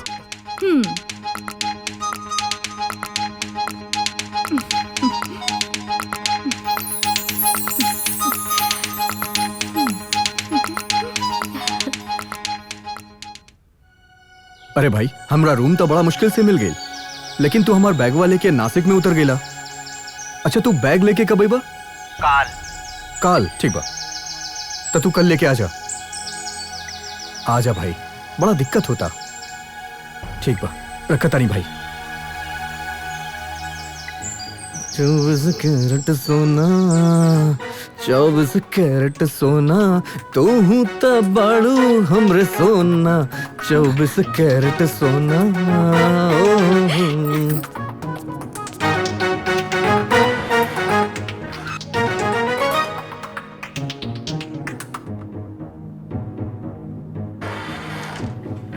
अरे एकर तक कुंडी नहीं खिलागत। खैर कोनो बात ना मुरली, कम से कम रहेगा तो जुगाड़ हो गई।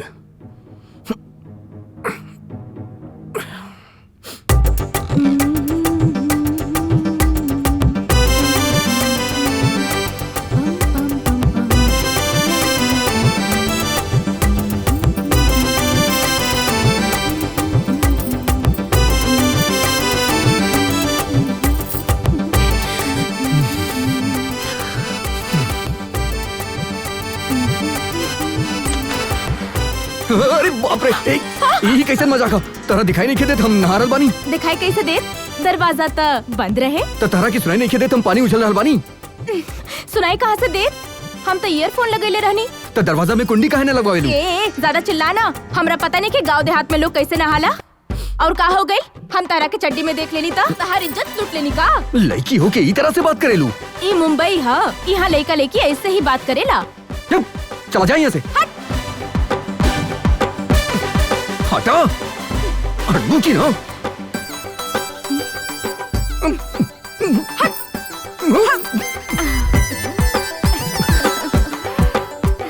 अभी तो गाँव टी बाड़ा, बहुत जल्दी तहरा शहरी बना दे। कौनो लड़का मिलल?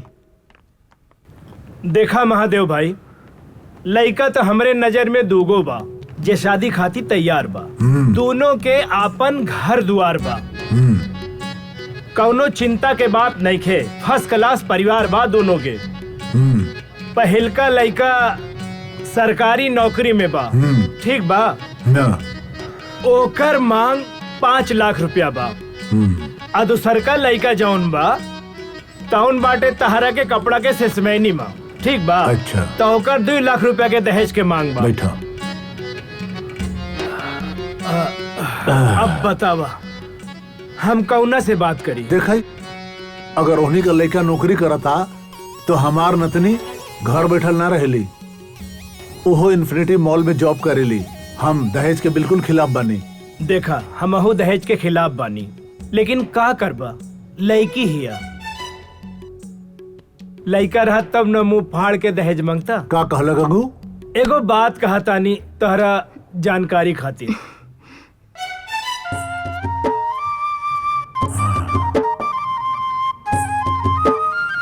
ई रहल हमार बड़ नतनी दिव्या, जेकर हम बात कर रहल बनी। तोहार नतनी तो देखे में बहुत खूबसूरत बाड़ी, ई तो अच्छी बात बा, लेकिन आज के युग में खूबसूरती से ज्यादा हैसियत देखल जाला। तू अपन हैसियत तो देखते बाड़ा। तोहार आपन दामाद तोहार बेटी और नतनी के छोड़ के भाग गईलन। तोहार अपन घर जौन बा उ त गिरवी रखल बा। हई जौन घर में रहत आरा ना, तहरा दोस्त के दिहल घर बा जौन ठाट से रहत बाड़ा। हाँ देखा, इतना दहेज तो तू दे नहीं खे सकत, लेकिन वर चाहतारा ऊंचा। तनी नीचे आके सोचा, बुझाइल? वक्त के साथ समझौता करा महादेव भाई। तू कहा था हम आगे बात करी। तहार नाम गंगाधर पांडे है का? हाँ, का ठीक नहीं के का? ना, वो पोस्टमैन पूछत रहे। हाँ? तहार कोनो चेक आयल रहे। हमार चेक? हम कह देनी यहाँ कोनो गंगाधर पांडे नहीं खे। कहाँ गई पोस्टमैन? अभी तो गली के नुक्कड़ तक पहुँच गई हुई। अरे बाप रे, हमार चेक आयल बा, पोस्टमैन चल गई। अरे बड़ा गड़बड़ हो गई। ये कैसन मजाक बा दिव्या?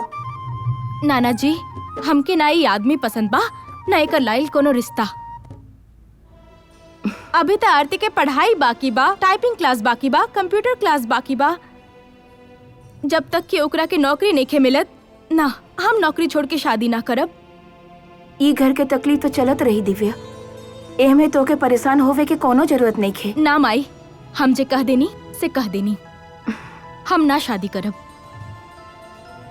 अरे हमारे अंगने में तुम्हारा क्या काम है, हमारे अंगने में तुम्हारा क्या काम है, हमारे अंगने में तुम्हारा क्या काम है, जो है नाम वाला वही तो बदनाम है।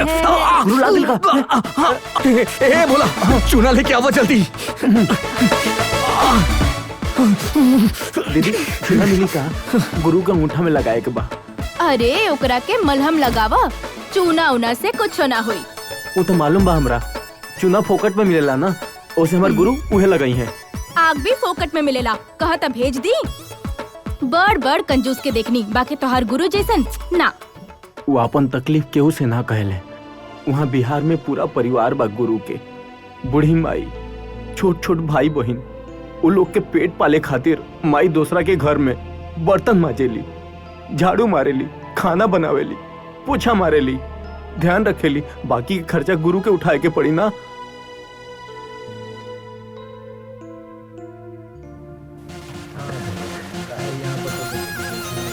चला देखिए एक बार फोन लगा के।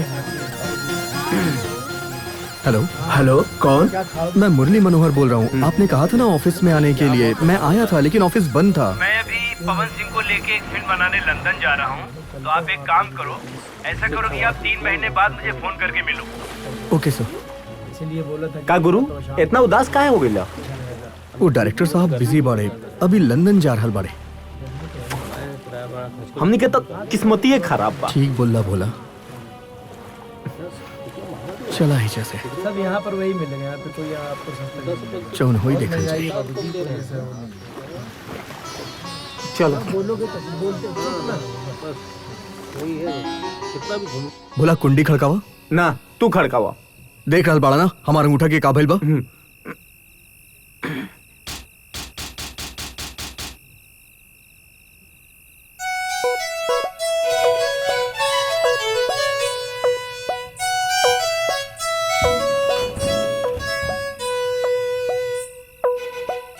हम आ गई नहीं तो हम का करी? दरवाजा छोड़ो, हमके जाए। नाना जी कहले रहनी ना कि 10 बजे के बाद आए तो गेट ना खुली। वो कहा ना हमार घड़ी खराब हो गई रहे, यही से टाइम के पता ना चलल। हम भुला गए नहीं कि नाना एक जी। दिन बाहर सुते के पड़ी ना तो अकड़ ठिकाना आ जाई। दीदी आज गलती हो गई, दोबारा ऐसा ना होई। ठीक बा, तू अंदर जा। जय भैरवनाथ। पहले माफी मांगा, फिर अंदर जाए के मिली। ठीक है, माफी मांगा था नहीं, सॉरी। मुंह बिगाड़ के मत बोला। सॉरी। ऐसे अच्छा था पहले वाला शकल रहे।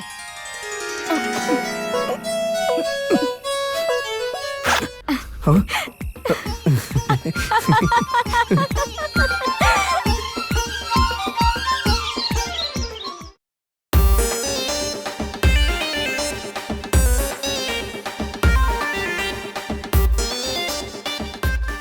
दीदी सुई धागा मिली का?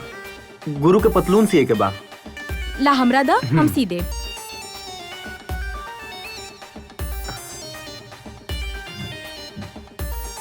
और तोहार गुरु के अंगूठा के का हाल बा? एकदम बिगड़ गई बा, अंगूठा सूज के मोटा हो गई बा।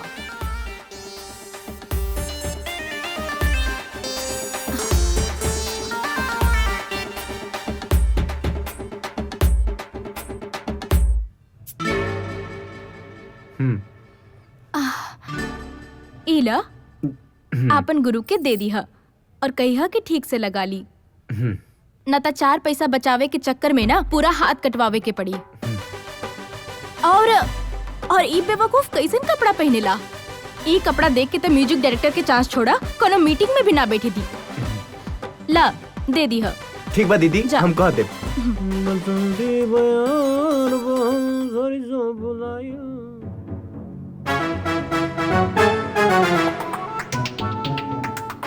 अरे भोला सुई धागा ले आइला? पतलून ही सिला के लेनी है गुरु। अरे वाह भोला वाह, तू तक कमाल कर देला। के देलस? वो नीचे दिव्या दीदी और कहत अली कि तार पुराना जमाना के कपड़ा देख के म्यूजिक डायरेक्टर के काम तो दूर, क्यों मीटिंग के चांस भी ना दी। अपन पहनावा चेंज करे के पड़ी।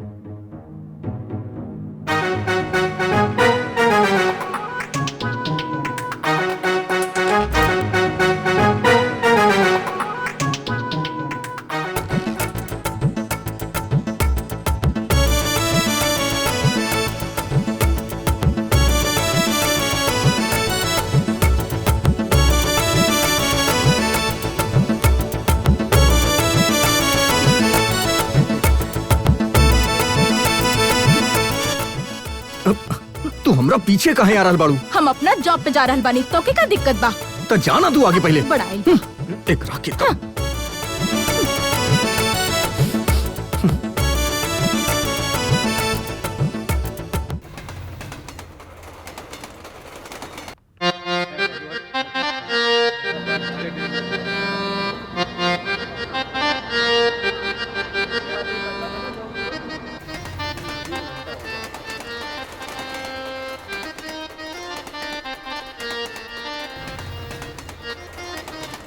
कोनो तरह से एक चांस मिल जाए ना भाई। हाँ गुरु तरह चांस मिल जाए ना तो हमनी के किस्मत बदल जाए।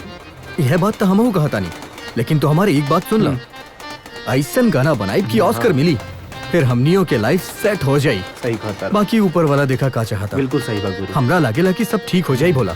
भगवान की मर्जी पर सब ठीक हो जाए। हाँ चला स्ट्रगल चालू रखल जाए। सही ठीक बात। ना बोला।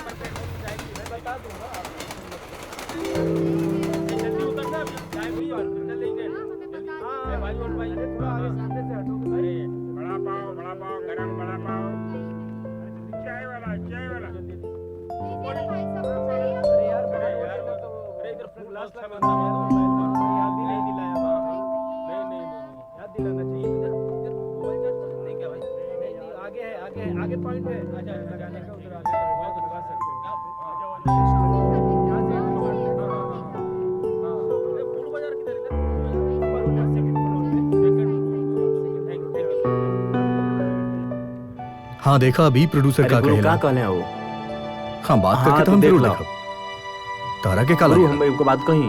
हाँ हमनी तो स्ट्रगल कराता नहीं, बाकी मालिक ऊपर वाला बा। तू टेंशन मतलब होला, हमनी के तो बस मेहनत करे के बाद हमनी मेहनत करे में पीछे ना हटब। अरे का करी टेंशन हो गई तो रुका एक सेकंड। अच्छा अरे हेलो नमस्ते sir. Thank you sir, thank you. एकदम ऐसा म्यूजिक दूंगा कि सुन के सब झूम उठेंगे। बस सर एक चांस। हाँ सर बहुत अच्छा सर।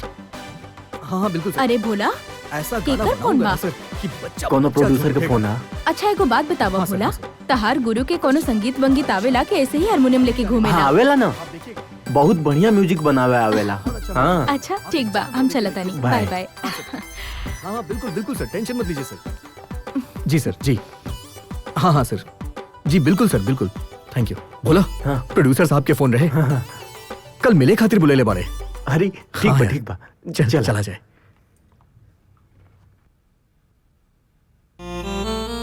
का समझे ली लेकी अपना आपके चीख मार देव तो उड़ जाई। हम मुरली मनोहर बिहार वाला, हमार कोनो घराना बा, परंपरा बा। का बताई गुरु, हम तो कितना कहनी कि हमार गुरु कोनो तानसेन से कम नहीं खो। अरे तानसेन का मोहम्मद रफी से कम नहीं की। तू बस देखत जा, ऐसा तर्ज बनाई ना क्यों नाचत चलाई सपेरी हमरा सामने। तू उठाओ ढोल की। 1 2 3 4।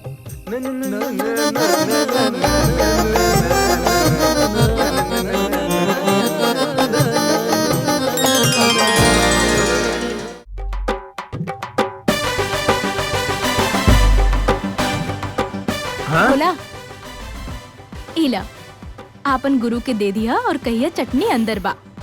खुशबू तो बहुत अच्छा बा।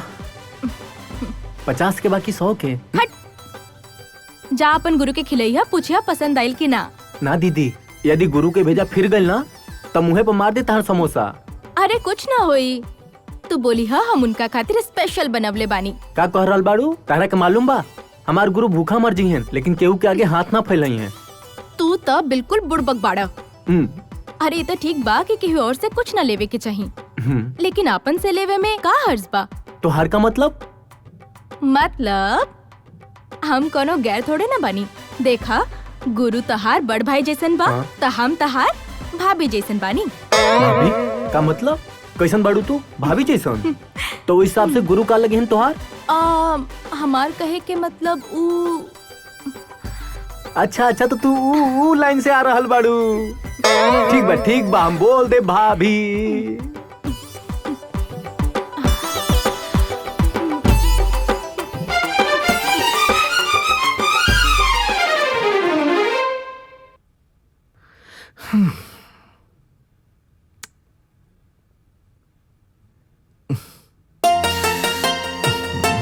अरे यार कितना टाइम लगा हुआ था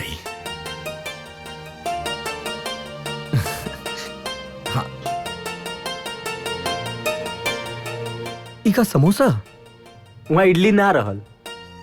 हम तो तेरा 2 इडली के पैसा देले रहनी, तो इतना सारा समोसा कहाँ से ले ला? ना ना, हम होटल से नहीं ले आइल। उना भाभी देले रहली। भाभी? कवन भाभी? उ नीचू वाली।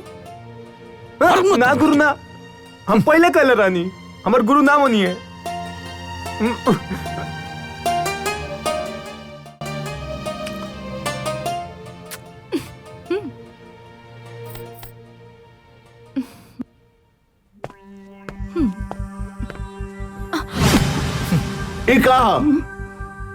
समोसा हमके नहीं खे पसंद। अरे पसंद नहीं खे तो गधा का बच्चा के मुंह पर मारा। जौन तोहरा के देले बड़े उहे कर रहल बानी, तहारी लाडली पोती हमरा के समोसा भिजले बाड़ी। पूछी इनसे जरा। दिव्या उ का बना नाना जी? मजाक बना के रखले बाड़ी। हमार कोनो सम्मान बा, घराना बा, परंपरा बा।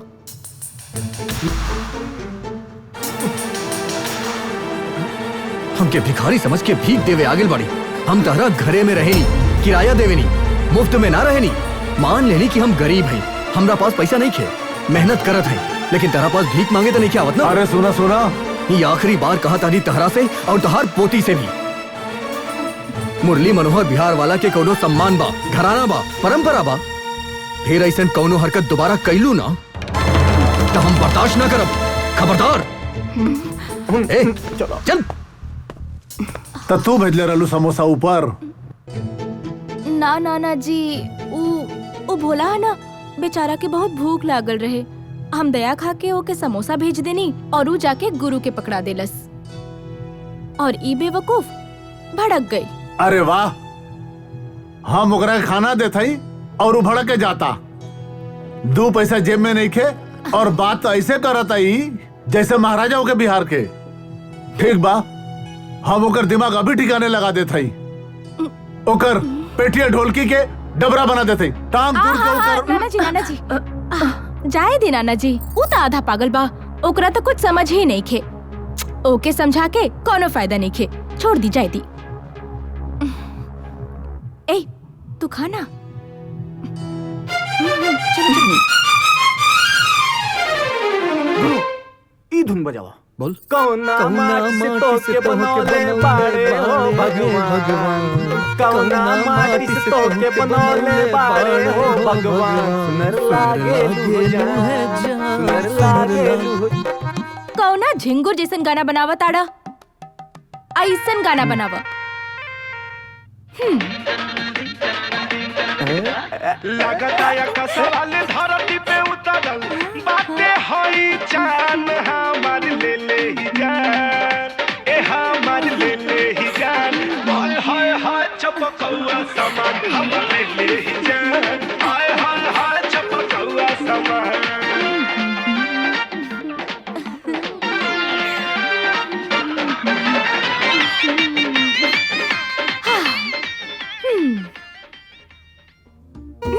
ऐसन गाना बनेबा ना तो तू हो खिसारी नियन हिट हो जाइबा। गुरु दीदी सही कहा तारी, ऐसा नहीं गाना बनावा तो हिट हो जाइबा। बस तू देखा जा, अब ऐसे ने गाना बनाई। हेलो प्रोड्यूसर साहब, ऑफिस में हैं क्या? हाँ ऑफिस में ही है। एक बार मिला दो ना भाई प्लीज। हाँ आ जाओ, सर से मिला देते हैं। ठीक है आ जाओ। ठीक है मैं आता हूँ, चला।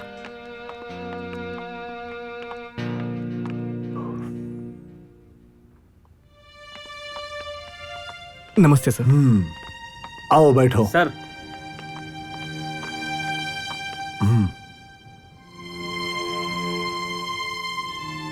सर मैं मुरली मनोहर बिहार वाला म्यूजिक डायरेक्टर। मैं आपकी फिल्म में म्यूजिक देना चाहता हूँ। पहले कहीं म्यूजिक दिया है? नहीं सर। पहली बार देना चाहते हो? हाँ सर। सुनाओ फिर।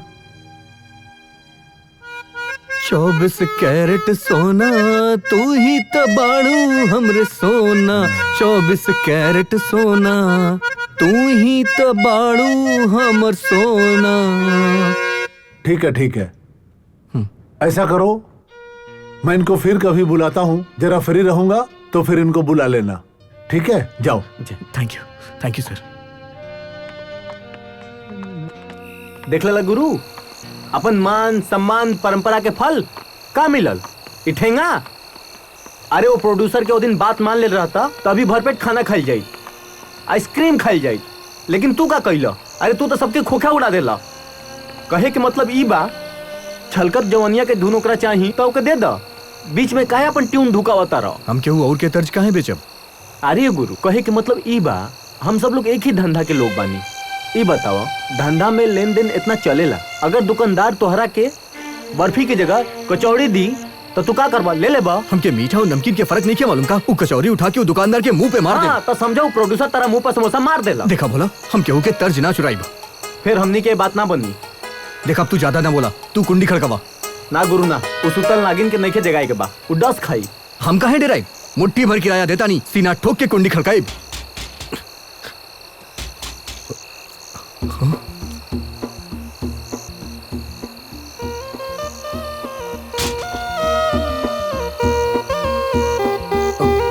जय बाबा भैरवनाथ।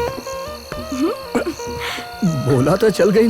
जाए दो ओके, तू हमरा से बात करा। तहार दिमाग में गोबर भरल बका तो ओके इतना भी समझ में नहीं आवत कि एगो जवान लड़का के चोरी छिपे समोसा बना के काहे भेजेली? जब हम चोरी से तर्ज ना बना सकेनी तो तहार चोरी से भेजल समोसा कैसे खा सकेनी? ए चुप, धीरे बोला, नाना जी जाग जी है। तहार नाना जी सुनिए तका, तहार नाना जी कौनो बम्बर शेर बाड़े का? तहार नाना जी के बुलावा, तहार नाना जी के भाई के बुलावा, नाना जी के नाना के बुलावा, मजाक बना के रखले बाड़ी। कबो समोसा भेजेली, कबो कुछो भेजेली। मुरली मनोहर के कोनो घराना बा, परंपरा बा, इज्जत बा। अरे भागत कहाँ बाड़ू?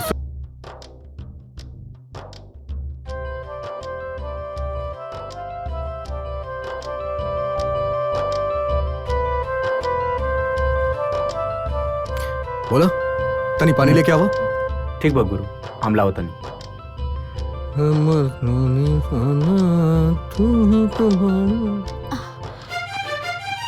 हाँ?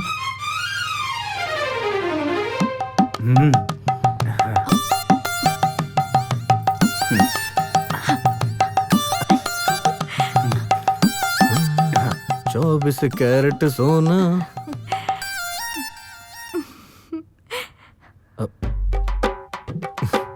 इला गुरु पानी। अब हम थक गइल बनी, अब हमके नींद आ रहल बा, हम जाते हैं सूते। ठीक बा, जो सो।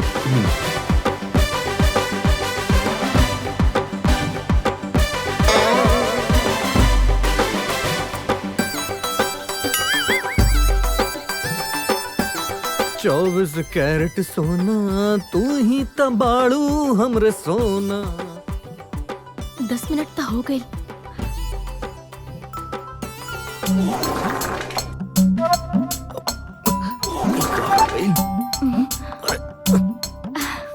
अरे पेट काहे गुड़गुड़ाता?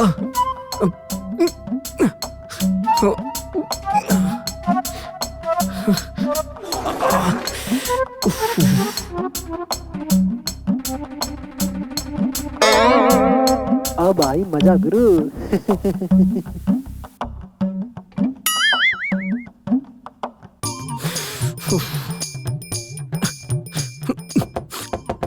अरे के हो अंदर? हम बानी और के रही?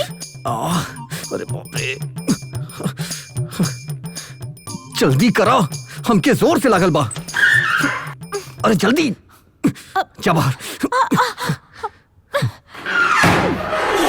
पेट खराब हो गइल बा का? डॉक्टर के बुला दी? नाना तू जा, कुछ ना भइल। नल में पानी नहीं खे आ रहल बा, चेक कर ला ठीक से।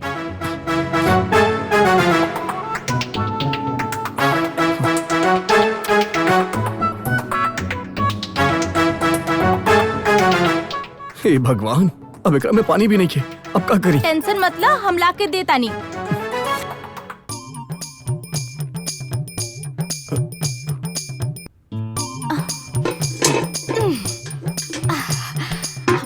ले ला पानी, बाहर रख दे ले पानी। तू जा, हम ले लेब। ठीक बा, हम जा रहल बानी।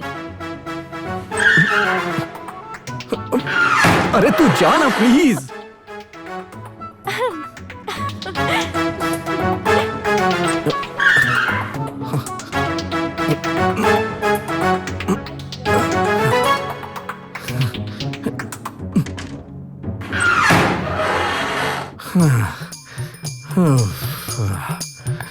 हे भगवान। चलो हटा, हमके जायदा। थैंक यू ना बोलबो। Thank you. अब जाए दो। ऐसे ना हमार आँख में देख के बोला। देखा हट जा, न तो नाना जी के बुला दे। फिर नाना जी जा।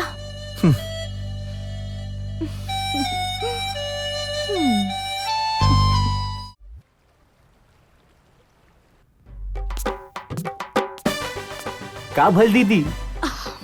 बकवास, मूर्ख, कचरा बाऊ। एकदम सही बोललू। हम कब से तार कोशिश देख रहल बानी।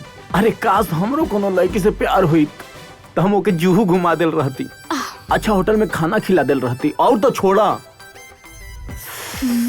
ओके सिनेमा दिखा के मामला फिट कर देल रहती। बदमाश, शर्म नहीं आवत हमरा से ऐसन बात करे में? ये बात तू ही छेड़लू तो हम का करी? का करी? ऐसन हाल में एगो तू ही तो सहारा बाड़ा जेकरा के हम अपन दिल के हाल बता सकी। तू एगो काम करबा भोला। हाँ? अपन गुरु से ना हमार दिल के बात बता देम। ई कौन बड़ काम बा? फटाफट ऊपर जाता नहीं। हम अपना गुरु से कहा तनी हमार गुरु फटाफट नीचे आई हैं और तेरा नाना के बता दी हैं। चली का? अरे ना ना ना ना ना ना, वो पागल सच में ऐसन कर सकेला और फिर बाद में हमरा नाना जी से मार पड़ी।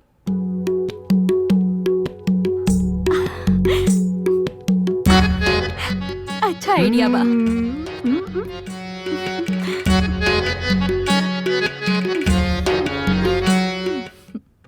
बस गल बानी अच्छा खासा।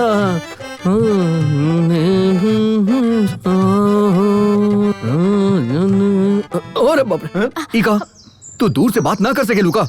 अरे डेरात का है बाड़ा, काट ना खाए हम तारा के। हम कहे ड्राइव तार नाना जी की किराया हम पहले ही दे चुकल बानी। ओहो, हम किराया मांगे नहीं खे आइल बानी। हम तो यही पूछे के चाहतानी कि अगर तहरा के कोनो गाना लिख के दिहल जाए तो तू ओकर धुन बना सकेला कि ना? फिर वह बात देखला बोला। ई लड़की हमरा के चैलेंज करतिया मुरली मनोहर बिहार वाला के। अरे का गुरु, तू हमेशा फोकट के लड़े बैठ जाला। पहले सुने के चाहिए ना कौन गाना बा, कौन गाना के धुन बनाए के बा। अच्छा अच्छा, हाँ तब बताओ कौन गाना बा जेकर धुन बनावे के बा?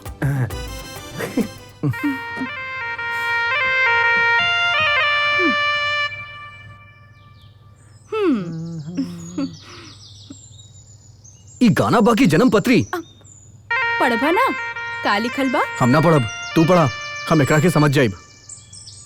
देखा, ये प्रेम गीत है, यानी लव सॉन्ग।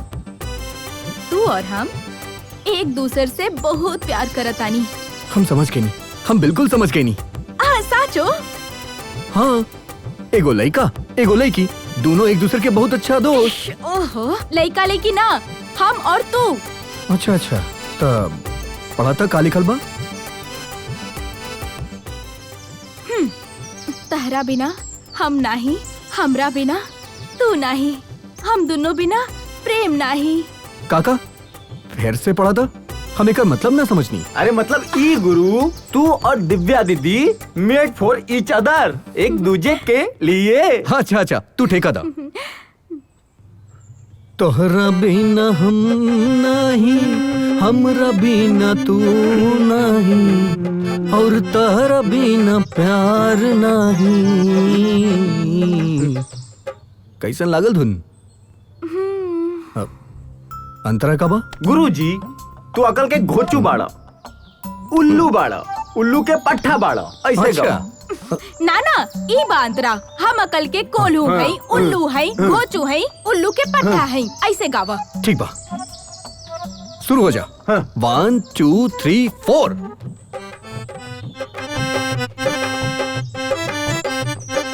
हम अकल के कोल्हू हैं, उल्लू हैं, घोचू हैं, उल्लू के पट्टा हैं, बल्ले बल्ले। तो नहीं ऐसे कहा हमरा क्या देख रहा बाड़ा?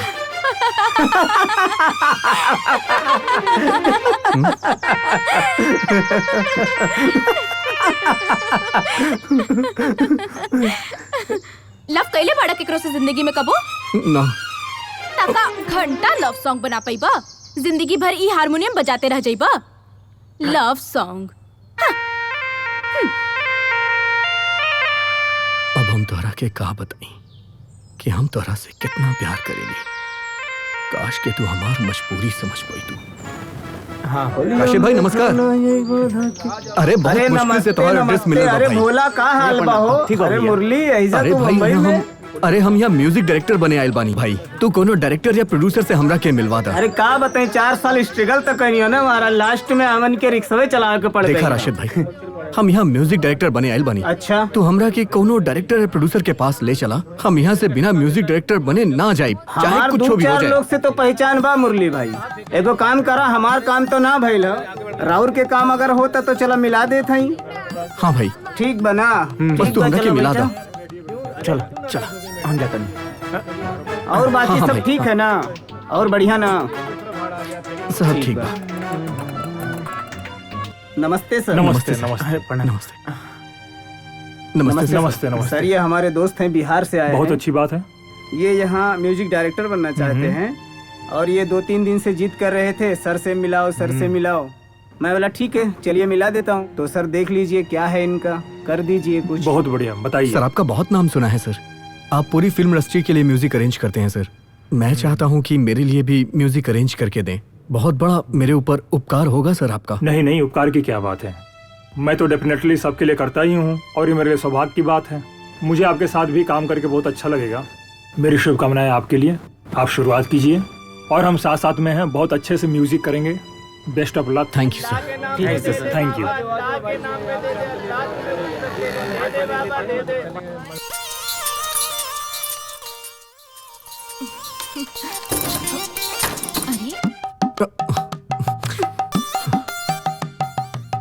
तू गे तो नहीं खे बाड़ा ना तो तहरा के डॉक्टर से दिखावे के पड़ी। डॉक्टर काहे खातिर? अरे लल्लू, एगो जवान लेके तहरा के लाइन दे ताड़ी और तहरा कुछ समझ में नहीं आवत। कहा समझी? अरे तो के हमरा के प्यार करे के मन नहीं के करत? का करे की? रुको हम करके बताई। ना दिव्या। अरे प्यार करे के हक सिर्फ अमीरन के बा, हम गरीबन के नाही। काहे ना? अरे तनी हमरा के प्यार करे दा। छोड़ दो हमरा के, ना तो नाना जी के बुला दे। नाना जी।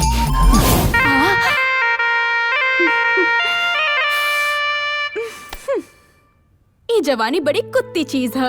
एक दिन हमके नाना जी से जरूर पिटवाई। हाँ।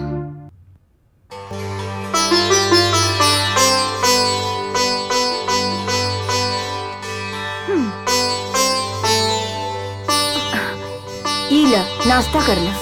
ना माई, आज नाश्ता ना कर पाई, देर हो गई बा। आज ऑफिस में सबके जल्दी बुलवले बा, हम उहे नाश्ता कर लेब। कितना देर लागी? 2 मिनट तो लागी। खा ले तो कितना अरे अच्छा ना हो। माई, हम ऑफिस में खा लेब, जाता नहीं। Bye by.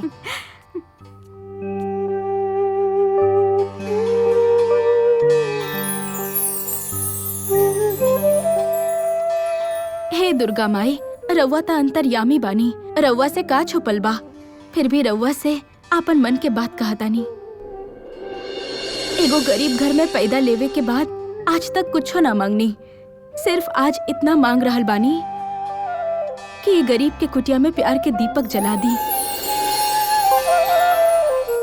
उनके आंख में हमरा खातिर अटूट प्यार झलकता, लेकिन पता ना वो काहे ना कहता। ये प्यार के एहसास अपना आप ना होला, सब राउरे मर्जी से होखेला।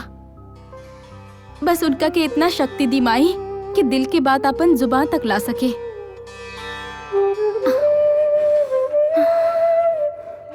जय दुर्गा माई।